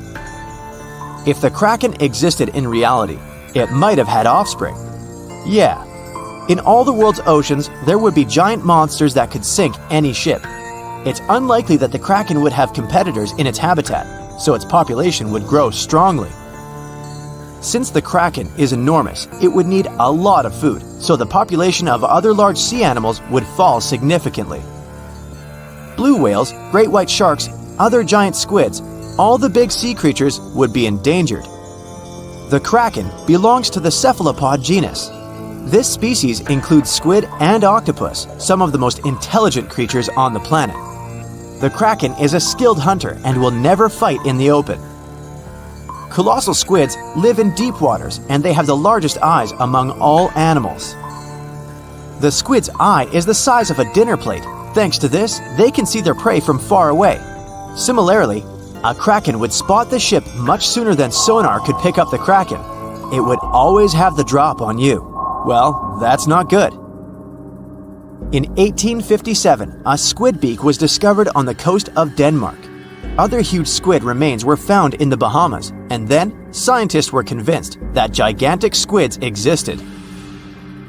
While colossal squid have been officially discovered since then, it's been more than 100 years and we still don't know what the max size they can grow to. The fact is, colossal squids are one of the most elusive creatures on Earth. They live in the depths of the ocean where it's challenging for scientists to reach. Any dive to a greater depth requires powerful, bulky equipment. Underwater bathyscaphs and cameras make a lot of noise and light, which squids notice from afar. They flee before we can see them. It's difficult to say if these huge squids were the size of a small island, but the truth is, we've only studied about 5% of the ocean. It may be that in its depths, monsters much more terrible than the Kraken swim.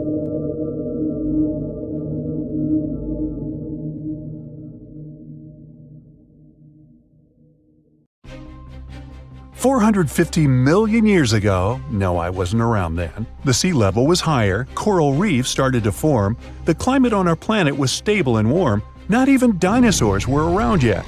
The time when bony and jawed fish we know as sharks appeared. They've been dominating the oceans and making other marine creatures flee in fear ever since. Many of them, like great white sharks, have evolved and adjusted to life in the open ocean as hunters with a pretty high position in the food chain. They're less diverse today than before. One of the reasons is the asteroid strike from the age of dinosaurs. After it reduced the number of shark species, only smaller and deep-water kinds that ate primarily fish survived. They started getting bigger over time. Near the surface, sharks such as makos or great white ones develop faster movements and are somewhat between gray and blue to blend in with their surroundings. The epaulet shark can even walk on the land. It can't take a walk on the beach because it can't breathe outside of the water, but it lives on coral flats in shallow tropical waters, so it can walk in kind of a crawling motion. But deep down below, there are mysterious alien-looking, often huge shark species that didn't come to the surface, which is why they didn't need to adjust to the new environment and different conditions. They haven't changed a lot through time, so they're some living fossils. These creatures mostly don't have 5 gill slits, the most common number, but 6 or 7. It's because there's less oxygen the deeper you go in the ocean, so they need more gill slits. Sharks on the surface evolved to have fewer gill slits. 6-gill sharks are the most primitive sharks we have today. Their skeletons are like those of ancient extinct sharks, and they can survive only in very deep waters. Like cats, sharks have a layer of reflective cells placed inside their eyes, which helps them see better in the dark, deep sea or cloudy waters. Sharks on the surface have big eyes because they evolved to hunt in the sunlight, so they tend to rely on their vision. Those that live in shallow waters have small eyes, so they can protect themselves from the sand. Like some other deep-sea creatures, six-gill sharks also have bigger eyes to take in as much light as possible. They have more light-sensing rods, but don't distinguish colors that well. In the ocean's twilight zone, with the minimum of sunlight, there's a couple of bioluminescent shark species. They don't take in light within their eyes, but produce or re-emit it with their bodies. Their skin or organs have specialized cells that produce a soft blue-green light.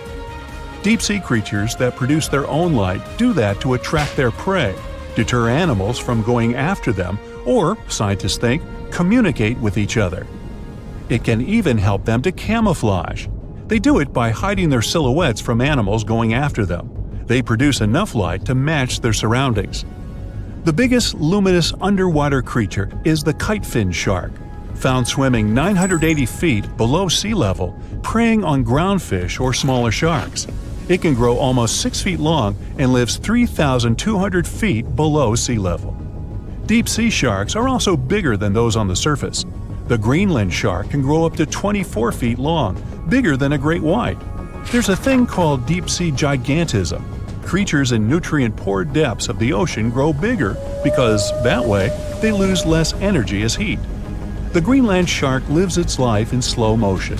It has a slow metabolism and can go very long periods without food. With their slow pace, they evolved to live up to 500 years at depths of 7,200 feet. Sharks in shallow waters catch their prey relying on agility and speed, but for them, it's easier because there's plenty of food on the surface. Deep-sea sharks, with less food and slower life rhythm, had to develop a different style. They're more opportunistic, definitely not picky, and don't care if their future meal is alive or not. Frilled shark, another living fossil from the darkest depths, hasn't evolved much through time, and they're one of the last of their kind, with all of their relatives already gone extinct.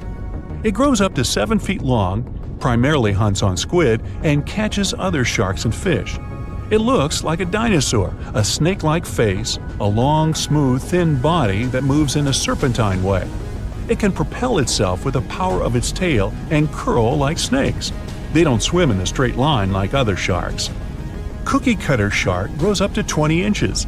It got the name because of the way it feeds, biting off small pieces. It's a parasite creature, which means it feeds off bigger animals but leaves them alive. They have sharp teeth and sometimes even swallow those that fall off on purpose. Some researchers think it could be because they live in the depths that are nutrient poor. If they swallow the teeth, they could recycle calcium and other material from it.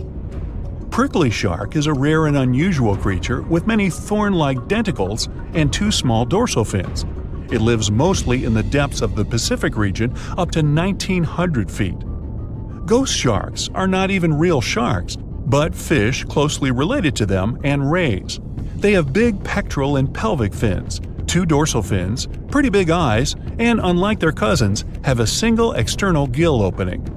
Ghost sharks have slender tails and can grow up to 80 inches, silver to blackish color. They sometimes live in rivers and coastal waters, but also in the depths of the ocean of 8,200 feet or even deeper. They are pretty weak swimmers, so they tend to feed on invertebrates and small fish. Goblin sharks. Swimming through the deep sea, this creepy shark with a flabby body suddenly sees a small, innocent squid. It goes toward it, but the potential snack notices it and quickly starts moving to dart away. It seems like the plan could work at first, but then the shark suddenly thrusts the jaw of its mouth and catches the poor little squid in a second. After the meal is finished, the animal simply fits the jaw back into the mouth and goes away as if nothing happened. This is possible because it has a jaw connected to 3-inch-long flaps of skin, which is why it can unfold from the snout. It can grow up to 12 feet long with a weight of 460 pounds. Scientists think goblin sharks are mostly active in the morning and evening. The shark has a long, prominent snout and specific sensing organs on it. It uses them to sense electrical fields in the dark oceanic depths. Seven-gill shark is a big cow shark, brown to silver-gray on top, white underneath, black and white spots, with a thick body, a small dorsal fin, and a wide, blunt snout. It can grow up to 10 feet long, mostly lives in the depth of 1,870 feet, but you can also find it in deep channels and bays. It can be aggressive toward humans if provoked, so don't. Like most deep-sea creatures, it's an opportunistic hunter that's not quite picky but likes to go after dolphins, seals, porpoises, and other marine animals. Megamouth sharks mostly live in the depths of 15,000 feet and spend most of their time in the dark, like me. Scientists discovered it in 1976 because it went near the surface at night to feed on zooplankton. That's the only time these sharks go there. During the day, they return to their quiet, dark, and mysterious depths. They are filter feeders, which means they keep their mouths wide open while swimming, so they filter the planktons they like to eat. There are organs that produce light inside of their mouths, which attracts potential prey, such as pelagic crustaceans. These sharks live in the deep parts of the ocean, but you can rarely find them below almost 2 miles. Scientists think some other, stronger bony fishes outcompeted them. Deep parts of oceans became oxygenated around 70 million years ago, and sharks have been around way longer. But bony fishes adjusted and adapted efficient ways to use oxygen, while sharks were slow with adaptations, so they lost.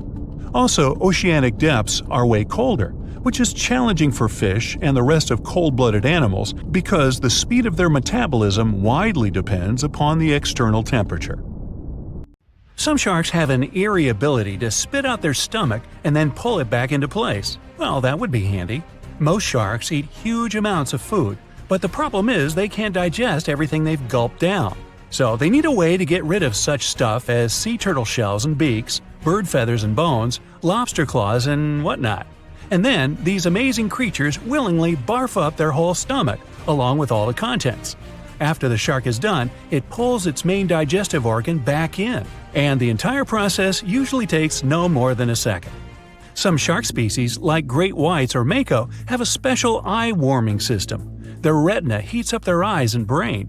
This not only helps them detect movement better, but also improves resolution. As for the mako shark, this species often travels vertically across different temperatures. Unlike most people with only one movable jaw, sharks can freely move both their lower and upper jaws. This allows them to get a better grip on their meal and chew it up faster and more thoroughly. That's comforting. Sharks give birth to a large number of little ones at once. It depends on the species, of course, but let's say the blue shark is famous for producing more than 130 pups at a time. Great white sharks have a more powerful bite than most jungle cats. A 20-foot-long underwater hunter can produce a force of more than 4,000 pounds per square inch. And that's a bite 4 times stronger than that of a lion or tiger. People, with their measly 150 to 200 psi bites, aren't in the running whatsoever. Swell sharks defend themselves by swallowing huge amounts of water. Then the shark's body becomes twice its normal size, and this scares potential danger away. Sharks can grow more than 50,000 teeth during their lifetime, but not all of their teeth are the same. The strongest and most massive ones are at the front, and those closer to the back are smaller and not so powerful. But if the front teeth are damaged, these weaker ones can replace them. It's possible because sharks' teeth aren't as deeply rooted as humans and can move. Shark skin has the same feel as sandpaper. It's made of teeny, teeth-like scales. They point towards the animal's tail. This helps to reduce the friction that occurs when sharks move through the water. Whale sharks have extremely thick skin. In some places on their body, it can be 6 inches thick. It's one of the toughest in the animal world.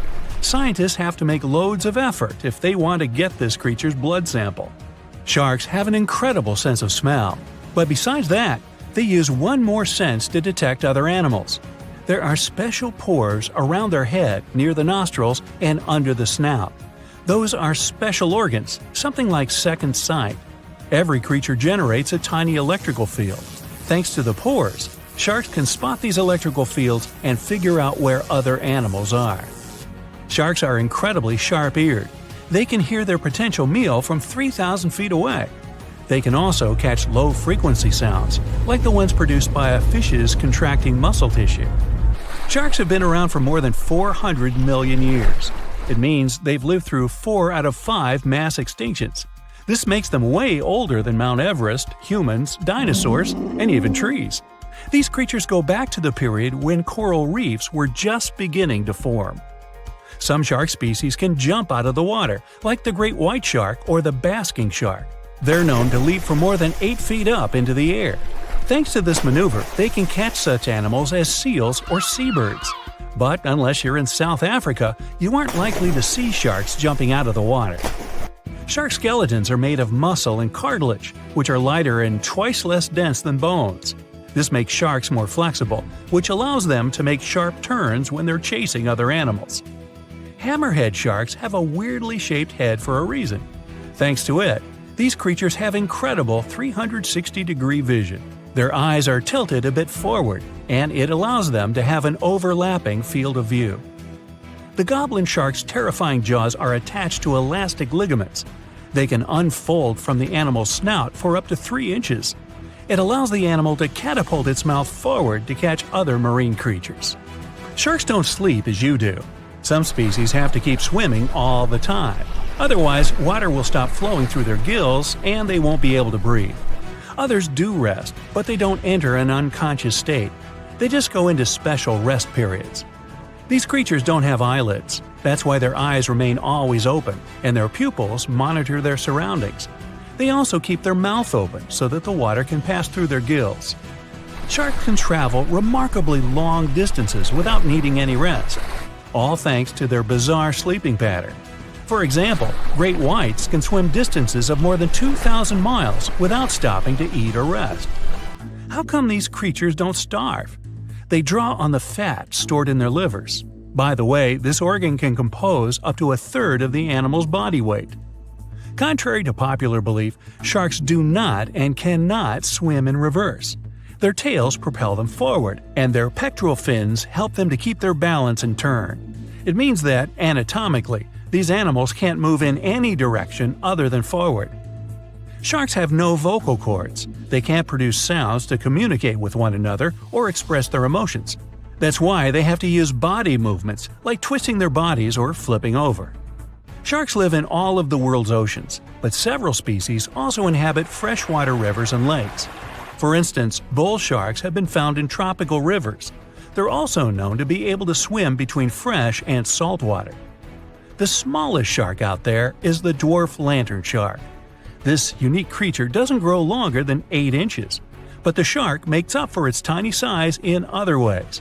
For example, some of its organs emit light, and since the creature lives in the shallow waters, this helps to camouflage it in the rays of sunlight. Blue sharks eat a lot, often more than they need. Some of this food can remain undigested for weeks till it's needed for energy. Sharks have something that looks similar to a tongue, but this organ is called the basial. It's the front section of the cartilage that goes from the shark's chest to its mouth. It doesn't move and is pretty much useless. The so-called tongue doesn't take part in the process of feeding. It isn't covered in taste buds. Its only real use might be that it supports some of the bones connecting the shark's gills. There are hundreds of shark species in the world, more precisely around 500. Some of them are pretty bizarre. Just look at the goblin, basking, or cookie-cutter shark. All these sharks vary in size, from several inches to dozens of feet long. They also live in absolutely different environments. Tiger sharks eat whatever they can get their jaws around. Some of the weirdest things they've munched on are video cameras, bags of money, license plates from almost any U.S. state, dog leashes, you name it. Each whale shark has a unique pattern on its skin. These spots and stripes can be used to identify individual sharks, just like fingerprints are used to identify people. The blunt-nosed six-gill shark can dive to a depth as great as 5 Empire State Buildings. Baby sharks are called pups. When they get born or hatch, they are already fully nourished, and if they choose to swim away from their mama shark, they don't need to hunt for food for at least several weeks. Uh-oh, did somebody say baby shark? The sight of its fin in the water nearly stops your heart. It's the reason you feel so uneasy going for a swim at the beach. That massive, razor-toothed hunter that's made its name known, the great white shark. So, if the ultimate terror of the sea is leaving the area, it must be for a good reason. But what could possibly scare the great white away? A giant Lovecraftian monster that makes even Megalodon look tiny? Nah, not even close. Nothing can clear a portion of the ocean as quickly as orcas can. When their powerful pods come looking for food like seals and squids, even the biggest, scariest sharks leave the area without looking back. It's not known if these whales specifically target great whites, or they're just keeping the competition out of the area. But what marine experts do know is that sharks flee, sometimes not even coming back until the following year. Yeah, makes sense. Orcas are much larger than great whites in size. They have plenty of teeth, and they'll use them to satisfy their merciless desire for meat. Orcas are also highly intelligent and will work as a team to get what they want, whether that's catching a school of fish, getting seals off the ice, or even chasing down humpback whales. So, if the great white shark itself is scared of the mighty orca, should you be? Well, me personally, I keep my distance from any wild animal.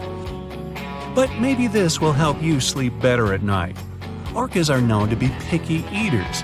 Good news for you, human isn't on the menu. They aren't likely to change their diet just because you're in the water today. Oh, by the way, orcas aren't even whales.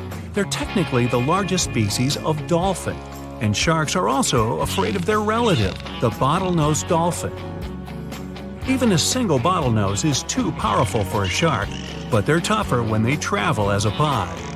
Sharks are easily outmaneuvered by the highly agile marine mammals. They use that blunt snout like a battering ram. This basically annoys the shark so much that it just leaves the area. Now, if you think about other top hunters in the animal kingdom, wolves always come to mind. Packs can take over vast territories. And since they're at the top of the food chain, they get to pick and choose from a large menu with anything they please. They're highly intelligent, fast, and agile, but probably their biggest advantage? Numbers. If grizzlies or mountain lions try taking advantage of them, the numbers game always works in the wolves' favor, leading to the hunter becoming the hunted. Even without numbers, they dominate and terrify. It's too hard for any other animal to target a lone wolf, so even they are usually left alone. Imagine being able to pounce a wild boar in below freezing temperatures while dressed in orange against a completely snow-covered white environment. Siberian tigers are clearly not playing around. Over 10 feet long and weighing up to 400 pounds, they're the largest of all wild cats. This kitty could easily jump right over your head while carrying double its body weight. The only animal that can really challenge this king of the forest is a large enough brown bear, and it'd be a close call. No wonder the Siberian tiger is the top of the food chain in its part of the globe. As for the top boss in the waters of South America, that would be the green anaconda. Not even jaguars and caiman are safe around the biggest snake in the world. The murky waters of riverbanks camouflage the giant snake perfectly. They go unnoticed, sitting there waiting for something to come have a drink. And then, whoosh, the snake strikes. It uses its sharp curved teeth and 15 feet of pure muscle to hold its lunch in place. Luckily for most animals, after eating their fill, anacondas can go weeks or even months without worrying about their next meal. But the world's biggest snake isn't the most dangerous. That title belongs to the black mamba. Lions, spotted hyenas, giraffes, and even elephants will avoid the mamba at all costs. They all know one bite can stop them very quickly. Growing up to 14 feet, it's the second longest venomous snake in the world after the king cobra. The African black mamba does hold the top spot as the world's fastest snake. It slithers along going 12 miles per hour. That's about where most treadmills max out. Not top dog, but worth a mention is the green anaconda's neighbor, the electric eel. Very few animals are willing to take on such a highly charged creature. Electric eels have around 6,000 special cells that can produce up to 800 volts of electricity. That's more than 6 times the standard US wall socket. That's enough to knock a horse off its feet and to power holiday lights. In 2019, a Tennessee aquarium hooked some tree lights up to their eel tank. Every time the eel shot the water, the trees lit up. Now, it's been said that the electric eel can recycle its volts in a process called revolting. Nah, I made that up.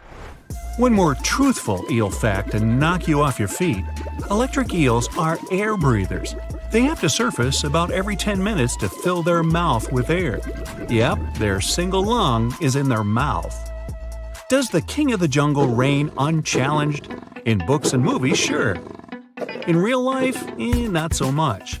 For one, their home is on the African plains, not the jungle. A whole assortment of contenders, like hyenas, leopards, and crocodiles, are always trying to take the king's crown. Even zebras and giraffes can stop the big cats with a quick kick if they're cornered. If we go by bite force, the African Nile crocodile has the biggest that humanity has ever measured. Its jaws are 5 times more powerful than that of a lion's. Now earlier, with the water critters, all you had to do was avoid the water. Good luck avoiding a lion. They can run 50 miles per hour, jump the length of a school bus, and climb trees. The lion's biggest challenger for the apex role is the African wild dog. These two are constantly going at it because they hunt for the same food in the same area. Where there's a big pride of lions, the dogs have no choice but to flee. But they've got one thing against the cats: endurance.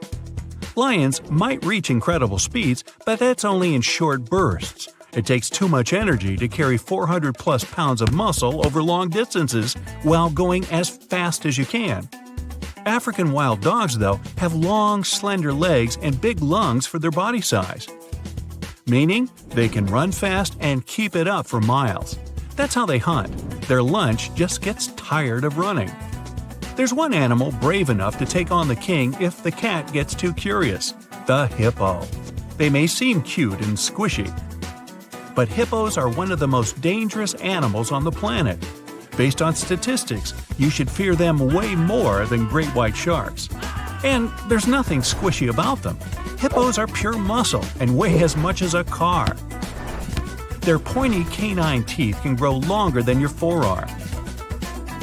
These guys aren't afraid of anything. Even lions and crocodiles prefer to keep their distance. Their name means water horse, and they do spend up to 16 hours a day submerged. Funny thing is, hippos can't really swim.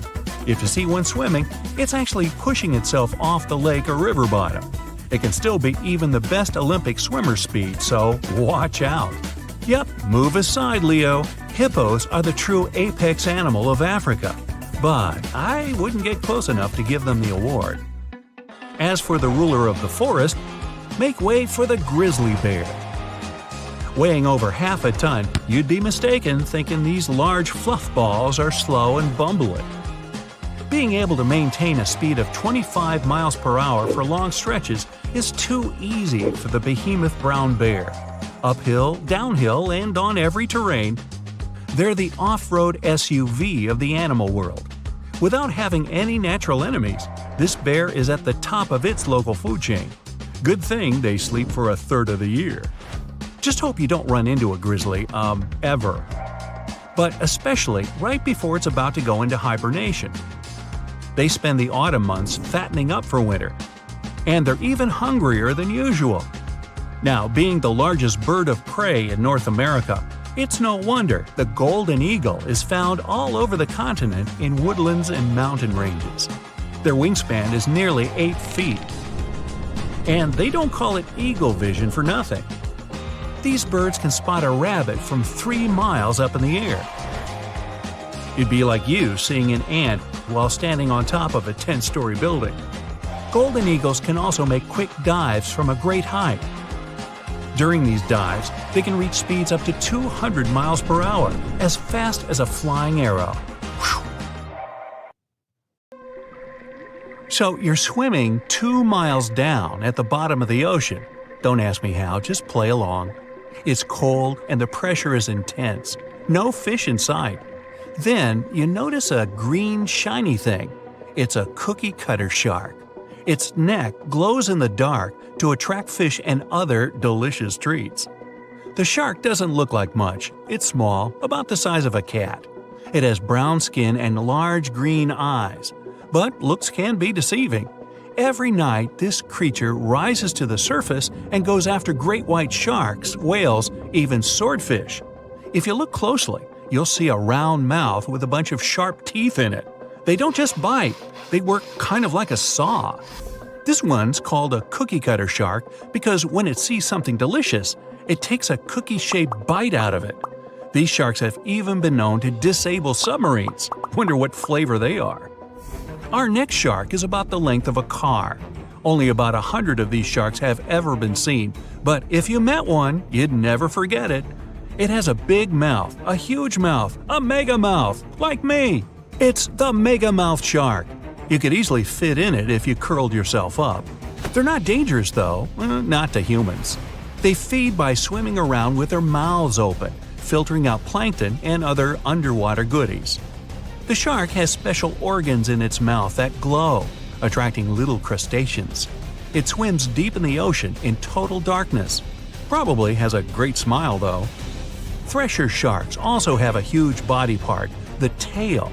It's almost half the length of the shark itself, and it looks like a helicopter blade. It's one of the few animals that hunts using its tail.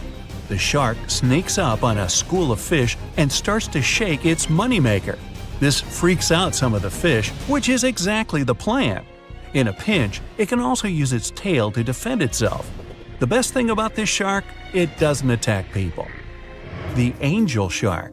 There are quite a few types of angel shark out there, but they're more shark than angel. They're flat like stingrays, and their skin is covered with patterns that help them blend in with the seafloor. Because of this disguise, divers sometimes accidentally touch them, which isn't the best idea. They're fast and have powerful jaws. Still, they prefer the taste of small fish to you. The horn shark has two ridges that look like horns right above its eyes. It's definitely the grandpa of the shark world. Not aggressive, swims pretty slowly, and is up late almost every night. Its two favorite meals, sea urchins and crustaceans. It moves its fin on the seafloor almost as if it had paws. But don't underestimate this guy. It has one of the strongest bites of any shark. It needs those strong teeth to crush the shells of its late-night meals. And if something tries to attack it, watch out. Horn sharks have sharp spikes on their fins. The award for the ugliest shark goes to the goblin shark, and it's not even close. From the outside, it already looks kinda weird, and is about the size of a pink underwater motorbike. It has a long tail and a seriously long nose. It lives way down in the depths of the ocean and loves to eat squid. It's not as fast as its relatives, but it's way more sneaky. It has a secret squid catching technique which is totally wild. The shark swims behind the squid. It's catching up, getting closer and closer, but the squid isn't slowing down, no way. It looks like the poor goblin shark won't have any lunch today. Then it opens its mouth. Its jaw is attached to folds of skin that mean it can literally throw its jaw out of its mouth. And it's a shark, so those teeth are sharp.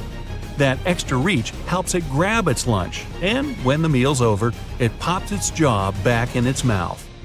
These sharks have been seen many times off the coast of Japan. They're actually named after the goblins in Japanese myths and fairy tales. There's only one thing out there cooler than a ninja shark. It's the ninja lantern shark.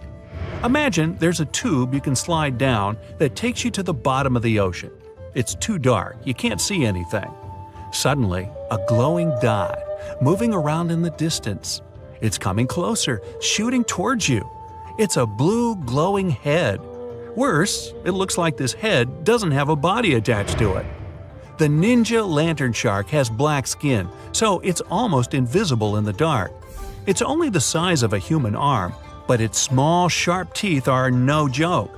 No one really knows why this shark glows. Maybe to attract tasty fish? Another theory out there is that it uses this light to communicate with its friends. It has friends? The hammerhead shark. These ferocious sharks can weigh up to half a ton. They live in tropical waters all over the world, and they're one of the most recognizable sharks out there. Their eyes really are located on the sides of their hammerhead. This means they can see in almost all directions. They even have special neck muscles to lift their head up and down just to see that little bit better. Their favorite food? Stingrays. You know, those flat things that swim along the seafloor, camouflaged to look like sand and bits of rock. Stingrays get by blending in with their surroundings.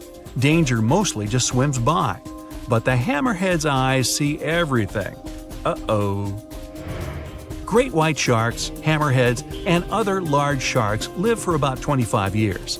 But one shark can live much, much longer.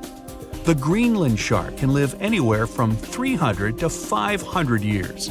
It lives mostly in the North Atlantic and Arctic oceans. It loves to swim deep down where it's dark, so it uses its nose to sniff out food.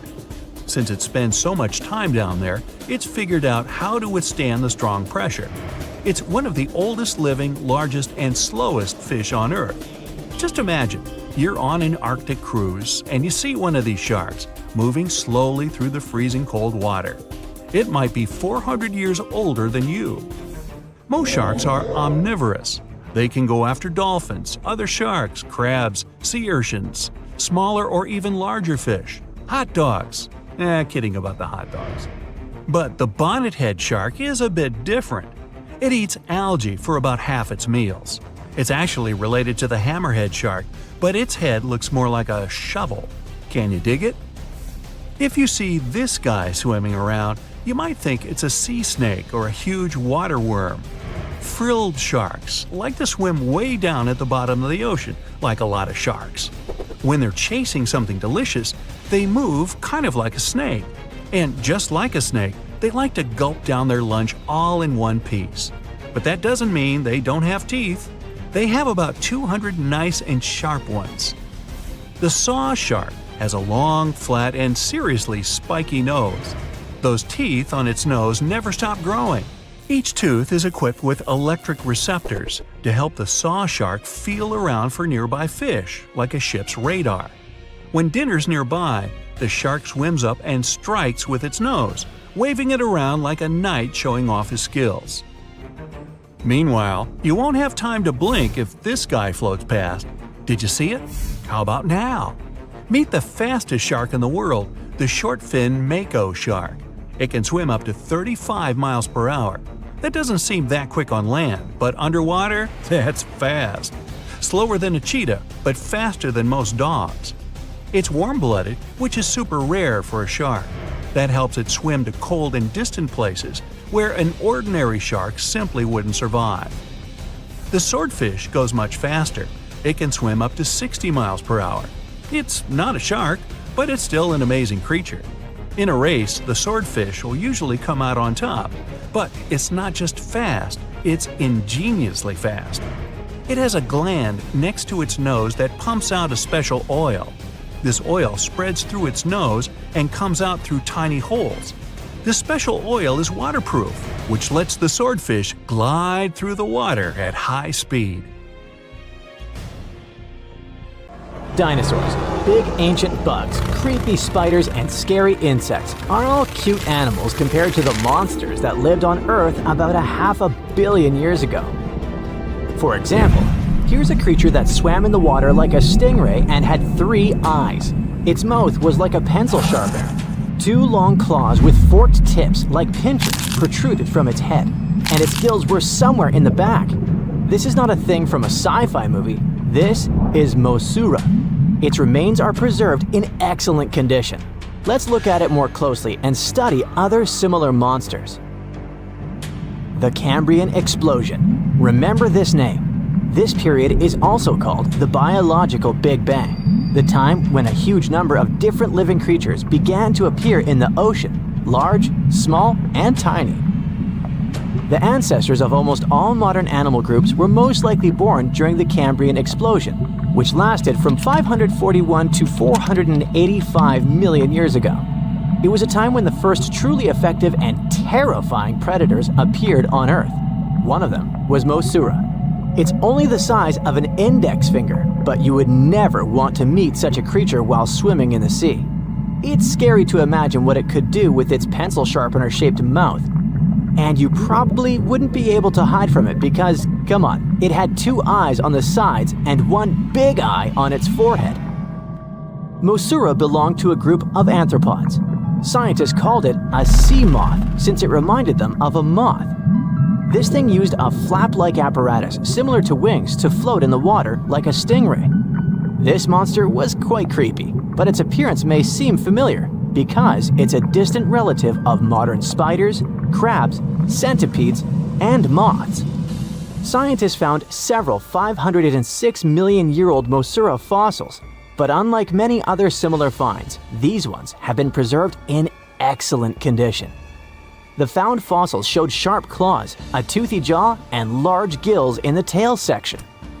Some parts of the fossil were so clear that they revealed the details of the creature's internal anatomy, including parts of its nervous and circulatory systems and digestive tract. It had jointed limbs like those of modern insects and crustaceans. When this monster swam in the sea, it probably grabbed its prey with long spiked claws sticking out of its head. Many Mosura relatives have claws covered with multiple spikes, which help them grab food. But that ancient creature had smooth claws forked at the tips. That is, it grabbed the prey with those tongs, using them like chopsticks, and then brought it to its mouth. Of course, this is an assumption, and nobody saw how this creature actually did it. Unlike many other similar animals, Mosura's posterior segmented body was studded with gills. Scientists don't know why this was necessary, but they assume that such an unusual breathing system helped to adapt to an environment with low oxygen content. Perhaps Mosura led a very active reproductive lifestyle that required high oxygen consumption. Creepy, dangerous, and reproducing fast. An excellent set of qualities for one of the most dangerous predators of antiquity. But what did Mosura eat? It probably caught different types of worms and small arthropods. It's nice to think that this monster lived so long ago and was so small. But what if this creature was the size of a shark and was swimming in the ocean these days? Perhaps it would become a dominant dweller and people would swim much less along the coast. Mosura lived in the water but was discovered in the Burgess Shale Rock Formation in the Canadian Rockies. Many mountains on Earth were once the seabed inhabited by strange creatures. One of them was Opabinia. It had 5 eyes, a mouth facing backward, a long trunk and claws instead of a nose. Wait, what? It's too strange even for science fiction, even for outer space. In its eccentricity, Opabinia was perhaps the loneliest creature on Earth. Scientists couldn't find another species that would be similar to this individual until recently. Meet Utaurora. It seems to belong to the same species as Opabinia. Its inch-long body was divided into 14 to 15 furrows. Each of them ended in a pointed flap. Opabinia had the same body, but it's unlikely that both monsters were friends. The difference between their timelines was several million years. It's hard to imagine why these monsters needed such strange body structures. Why haven't modern filmmakers used the design of those animals to create cool space monsters yet? Okay, they were creepy creatures, but what about weird and kinda useless ones? Scientists have discovered Su, a legless creature with no head turned inside out. Huh?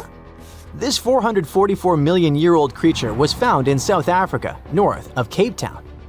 They called it Su after the discoverer's mother. In fact, it's some kind of new arthropod species that may have lived in low-oxygen waters. This creature was turned inside out, and the outer shell with the legs and head was lost. Thanks to mineralization, muscles, tendons, and even Su's intestines were preserved on the fossil. It's a great success to find such detailed remains of an ancient creature. However, scientists still can't determine the evolutionary history of this species. They're sure that it was a primitive marine arthropod. Okay, we can see that 500 million years ago, Earth was filled with creepy monsters, which fortunately are now extinct. But what about trees?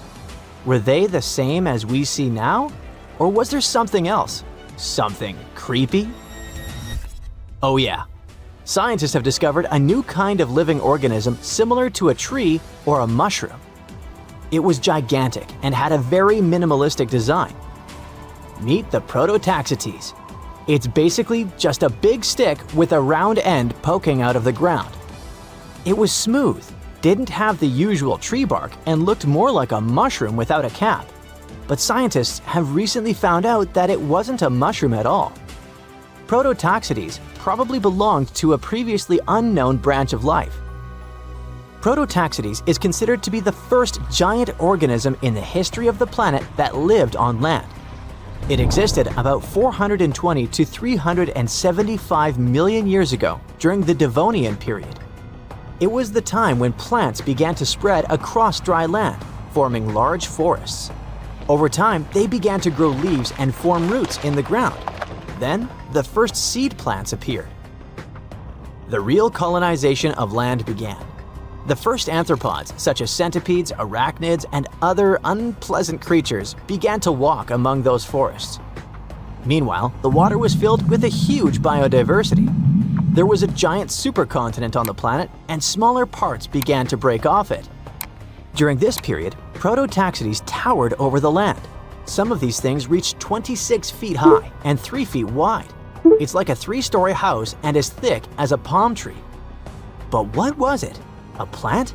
A mushroom? Algae, perhaps? Scientists discovered them in the middle of the 19th century, but only in 2007 did they conduct chemical analysis. Research showed that it was most likely a giant mushroom, but in 2025, scientists refuted this conclusion. It turns out this may have been an unknown life form that existed separately from the kingdom of fungi, animals, plants, and protists.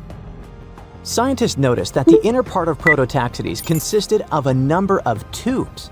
There are similar tubes inside mushrooms, but the tubes of that ancient living thing branched and joined differently. They even had a different chemical composition. The main building block of mushrooms is chitin. But the Prototaxites contained chemicals similar to lignin, a substance found in the bark of trees and other plants. And its anatomy differs from the structure of any other organism known to us. What were they doing on Earth? Just chilled and enjoyed the bloom of life? Did they produce some kind of fruit, like a banana with eyes and claws? Scientists don't know. What if it was something that was brought to Earth from outer space? What if they were flowers planted by another civilization? What do you think? The whole internet is buzzing about an unusual discovery on Google Maps in Antarctica. Southeast of Japan's Showa Station, someone noticed a giant door standing out in the icy landscape. Some call it Bigfoot's vacation home, or a shuttle from Star Trek. Others say it's a blown-off Boeing door that somehow ended up in the snow. Scientists have a way less exciting explanation. It looks like the so-called doorway is actually part of fast sea ice. It floats near the coast where the water is shallow and islands are scattered around. This spot could simply be an iceberg that got stuck and is slowly melting right where it is. You can see other icebergs nearby in the same area. Ice flowing around a solid underwater rock could have formed a natural pattern. The ice is pretty thin here, and because of the rocks underneath, the ice forms unique shapes. Geologists add that the mysterious find is just a rocky ridge sticking up because the ice level has dropped a bit. The top of it is the ridge, and the sides are 2 snow tails, long streaks of snow shaped by the wind. These snow tails show which direction the wind usually blows in this area. The previous mysterious Google Maps find in Antarctica was a pyramid that turned out to be a mountain. You can easily find it if you scroll all the way to the Ellsworth Mountains. It's the tallest mountain range in Antarctica, and it stretches for almost 250 miles. It's not the first pyramid on this continent, as explorers from the British Antarctic Expedition found another unusually shaped mountain and nicknamed it the Pyramid. But this one didn't have a pyramid shape after all. So nope, there are no pyramids in Antarctica. Sorry to ruin it for you. In 2011, scientists from Chile found a strange fossil in Antarctica that looked like a squashed football. It received the nickname The Thing because it looked like something from a science fiction movie. It turned out it was a giant soft-shell egg from around 66 million years ago. It was more than 11 inches long and 7 inches wide. The only bigger egg ever found was of the extinct Madagascan elephant bird, which was 1.5 times as tall as Michael Jordan. The Antarctic egg is also special because it's the first fossil egg ever found in this part of the world. So, whoever left it there must have been huge, probably a giant sea reptile that lived long ago, like a mosasaur. This is surprising because most scientists thought these creatures didn't even lay eggs. The egg is also unique because it has a thin eggshell and no pores, which is totally different from most dinosaur eggs. Scientists did a lot of work and studied 259 types of living reptiles, like lizards and snakes, and their eggs. From this, they figured out that the creature who laid the egg was probably at least 23 feet long, not counting her tail. During the late Cretaceous period, this part of Antarctica must have served as their nursery. Paleontologists have found bones of tiny mosasaurs and plesiosaurs in the same area, as well as bones from the grown-up ones. If you've ever lost your ID and still can't find it, try looking under the Antarctic ice. Well, at least it worked for a man who was reunited with his security access card after 21 years. Rod Budd, a technician studying sea life on the Antarctic seafloor, spotted the card while he was diving at a place called Cape Evans. Rod thought it might be a credit card, so he put it in his pocket and kept working. When he took a closer look, he realized it actually belonged to someone named David McCaw. The card stayed with the Research Institute where Rod worked for 8 more years, until they finally managed to find David. It turned out that he had never been to Antarctica. In 2003, someone broke into his car in Wellington, New Zealand, and they tossed the contents of his briefcase into the harbor. So, the card traveled over 2,400 miles in 13 years. There aren't even ocean currents that move directly from Wellington to Cape Evans. If the card went through different ocean currents, the journey would take around 1,000 years. So maybe it got attached to something else that could float more easily, like a piece of debris or a plant that can grow on objects and make them buoyant. Or maybe the person who took David's briefcase was on a ship that went to Antarctica. Or the card somehow stuck to the bottom of a research boat that ended up there. In case you want to see probably the coolest find from Antarctica, you gotta head to the 2025 World Expo in Osaka, Japan. They'll display a meteorite the size of a rugby ball that came all the way from Mars. A Japanese research team found it in Antarctica in the year 2000. They believe a massive asteroid impact blasted the meteorite off its home planet before it traveled through space and landed on Earth. It's one of the largest Mars meteorites ever found, weighing 28 pounds. Scientists studied the gas inside the rock to confirm it's from Mars, and they also found special minerals inside that form when water is present. This means Mars likely had water a long time ago. So, studying the rock may help us learn more about whether life could have existed on a red planet. A team of sound experts found a huge underwater canyon in Antarctica, thanks to bad weather. They had to pause their work at the Casey Research Station. Instead of waiting around, they decided to use the unexpected free time to map the seafloor near Adams Glacier. And that's how they found a canyon that is almost 7,000 feet deep, almost 30,000 feet wide, and stretches over 28 miles away from the glacier. The icebreaker they were on uses a special tool called a multi-beam echo sounder. It sends out sound waves in a fan shape under the ship, then listens for the echoes to create a detailed map of the ocean floor. During the mapping, they discovered just part of the canyon before they had to return to the research station. But when bad weather returned, the ship went back and mapped even more of it. They were working among waves up to 13 feet high and winds up to 50 knots, but they still managed to get about 15 hours of data to complete their map. On their way back to Australia, they stopped one last time to fill in any missing spots on the map This advanced mapping technology is helping scientists learn more about the history of glaciers and ocean interactions in Antarctica. A scientist was browsing through satellite images for brown trails of penguin droppings and found 4 new colonies of emperor penguins in Antarctica.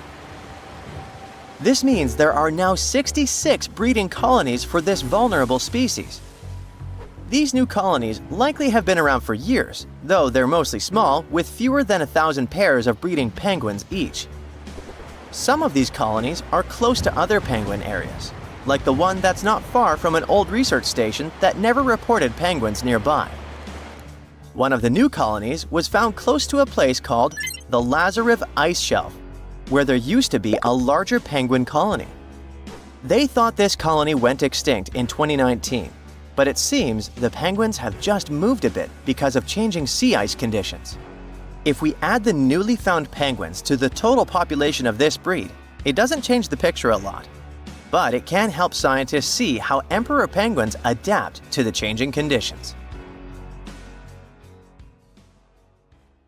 The Loch Ness Monster is actually not from Scotland.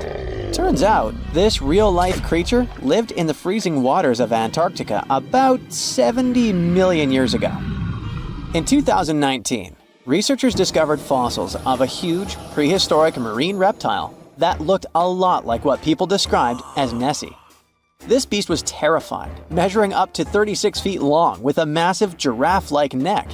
It also weighed around 15 tons, which is about the size of 3 elephants. Next up on our list of huge animals is a penguin. I know penguins aren't exactly what you'd call big, but scientists have just found what they think might be the biggest penguin ever, the Kumimamu fordici. It's believed that these giant birds were hanging around New Zealand about 55 million years ago, and they were huge, weighing over 330 pounds. That's about 5 times the size of the emperor penguins, which are considered the largest penguins alive today. Now, let's move on from massive creatures to something much smaller. Meet B. manfredschmidti, a great ape that lived around 12 million years ago in what is now Germany. This creature is very special, as it's the tiniest great ape ever discovered. And when I say tiny, I really mean it. These ancient animals only weighed about 22 pounds. They were basically no bigger than a super chunky cat. If you think small creatures aren't scary, wait until you meet the electric blue tarantula. This newly discovered species from Thailand's mangroves has an almost otherworldly electric blue color. Its vibrant hue doesn't come from pigment, it is actually caused by the unique structure of its hair, which reflects blue light, making it look like an extraterrestrial being. We're going even further now, diving into the freezing pitch-black depths. At around 2,000 feet deep in the Andaman Sea, scientists found a new species of ghost shark, which they named Chimera supape. Their appearance is straight out of a horror movie. They have sleek, pale bodies, frills that look like feathers, and large, creepy eyes.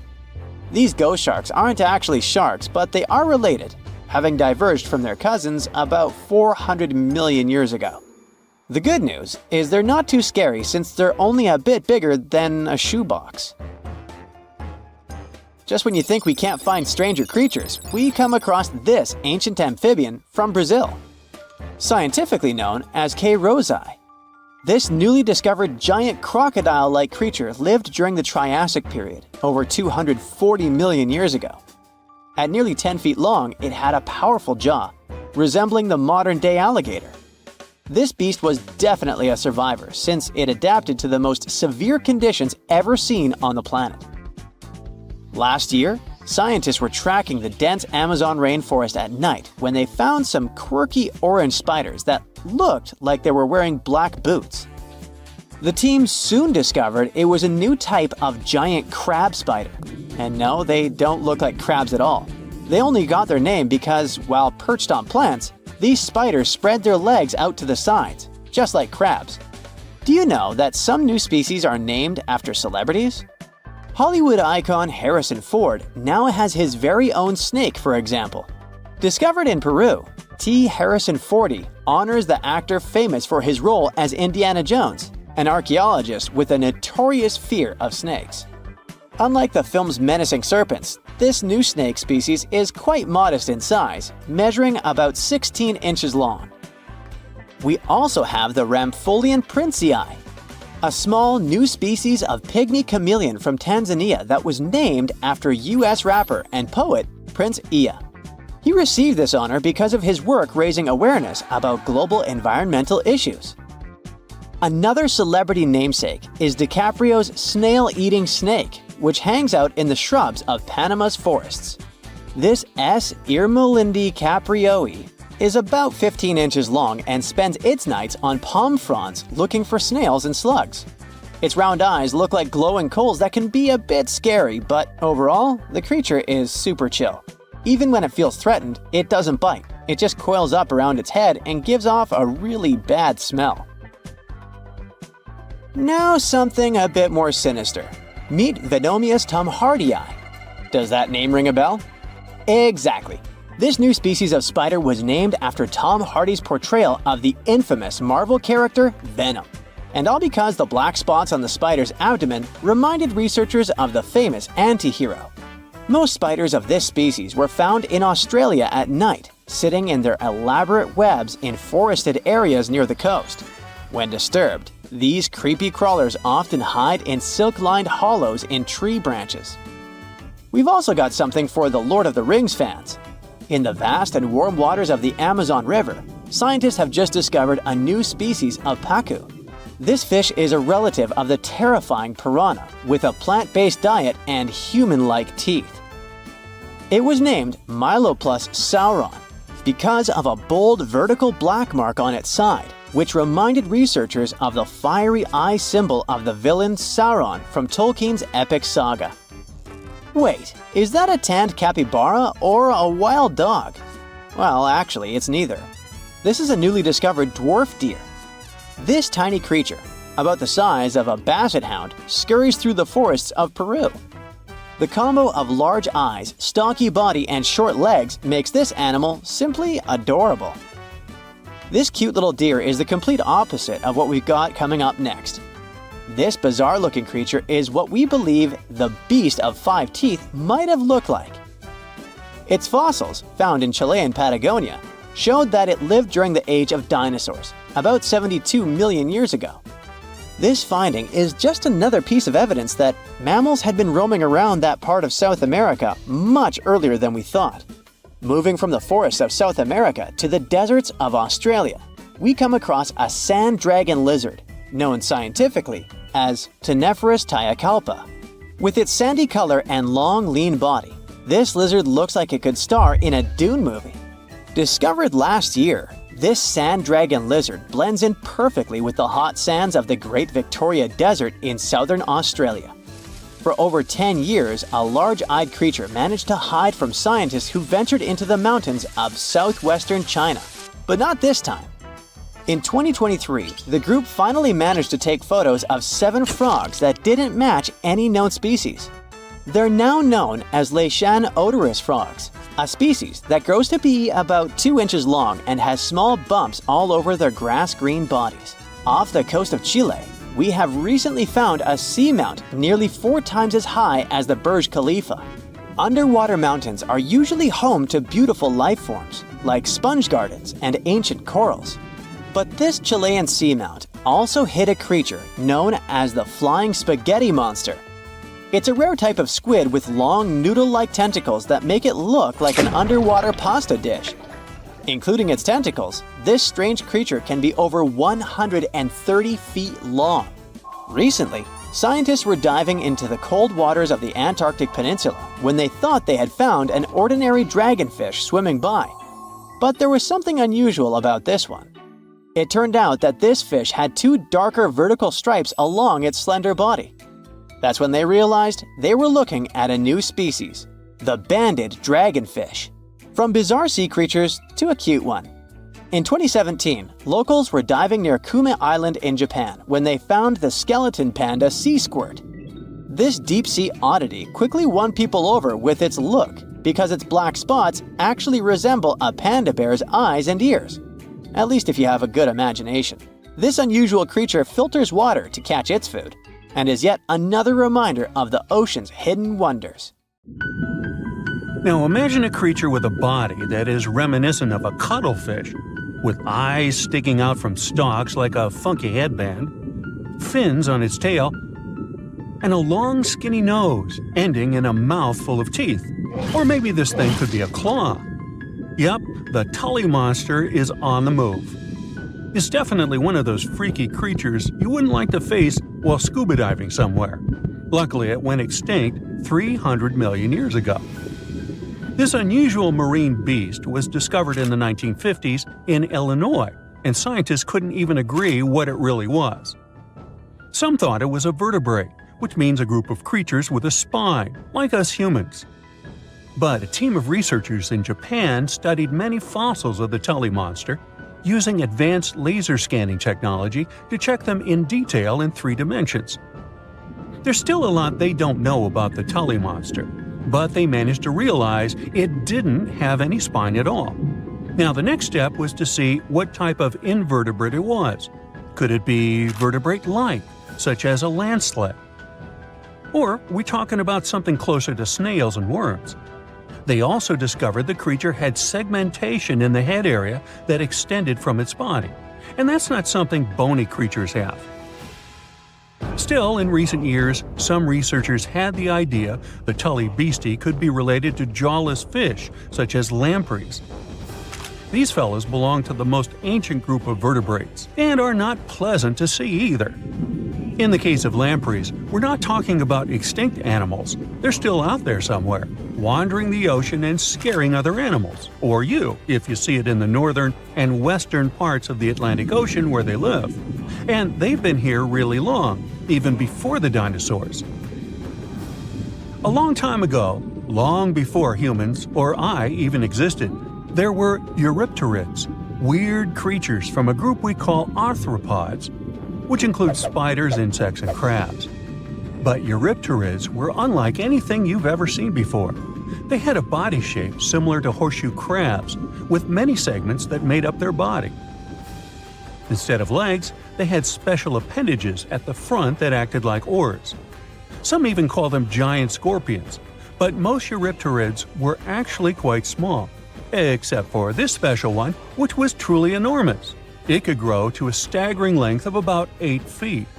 Wow! The next time you see a crab scuttling along the beach or a spider swimming its web, remember, we're lucky we only got mild versions of their ancient relatives, which, by the way, disappeared hundreds of millions of years ago. Whew. Now, some eurypterids were pretty fierce and fast predators. They would swiftly swim after their prey, chasing them down in the water. Others were more like scavengers, living on the bottom and feeding on whatever they could find along the way. They had a taste for the leftovers, like some sort of cleanup crew of the ancient oceans. Eurypterids love to spend their time in brackish water environments. It's water with more salinity than fresh water, but still less than seawater. Now imagine you're just floating around and all of a sudden you see this guy. No, it's not some weird tiny spaceship, and you won't see it floating in space, even though that's where it would perfectly fit in, as some weird creature from another planet you'd see in sci-fi movies. You'd actually see it floating in the sea because we're talking about a really small animal with enormous eyes called Dilophosaurus. Each of its eye bulbs was about a quarter of its whole body length. That's what gives it that space look, like it might live on one of the oceans under the surface where we look for life, like Europa, one of Jupiter's moons, or Titan, Saturn's biggest moon. I could easily imagine creatures like Dilophosaurus giving us a warm welcome once we get to Mars, too. Dilophosaurus had great vision. It would keep a keen eye out for any movement in its surroundings. Once it noticed something, it would swiftly launch its spiky appendages forward. At first, these things looked like tools for fixing stuff, but Dilophosaurus actually used them to capture smaller arthropods. The unusual thing is that even though it had such great eyesight, Dilophosaurus still spent most of its time catching prey in brighter waters near the surface. And yet, scientists found its fossils in the rock layers that are more often associated with darker environments, where animals such as deep-sea crinoids and vampire squids reside today. It's confusing. But one of the explanations for this says it's possible these deep-sea creatures actually lived in shallower waters in the past and later ended up in the depths as the geography of our planet changed over time. No one knew what Dilophosaurus really was. It could belong to a group of arthropods, and it seems to me that's where most of the world's weirdest creatures are. Some believe it could be related to mantis shrimp, while others compare it to blind, worm-like crustaceans that live in dark underwater caves. And check out this enormous worm lurking beneath the sandy ocean floor, patiently waiting for its next meal to swim by. These ancient creatures were like stealthy predators, perfectly camouflaged in their sandy lairs. And now, 20 million years later, scientists have found the remains of their hidden hideaways.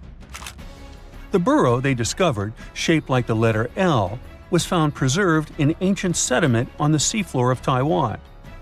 It was around 7 feet long and only an inch wide. That's where the ancestors of modern bobbit worms lived. Bobbit worms have been around for a long time. They can grow to be a few inches to a whopping 10 feet long.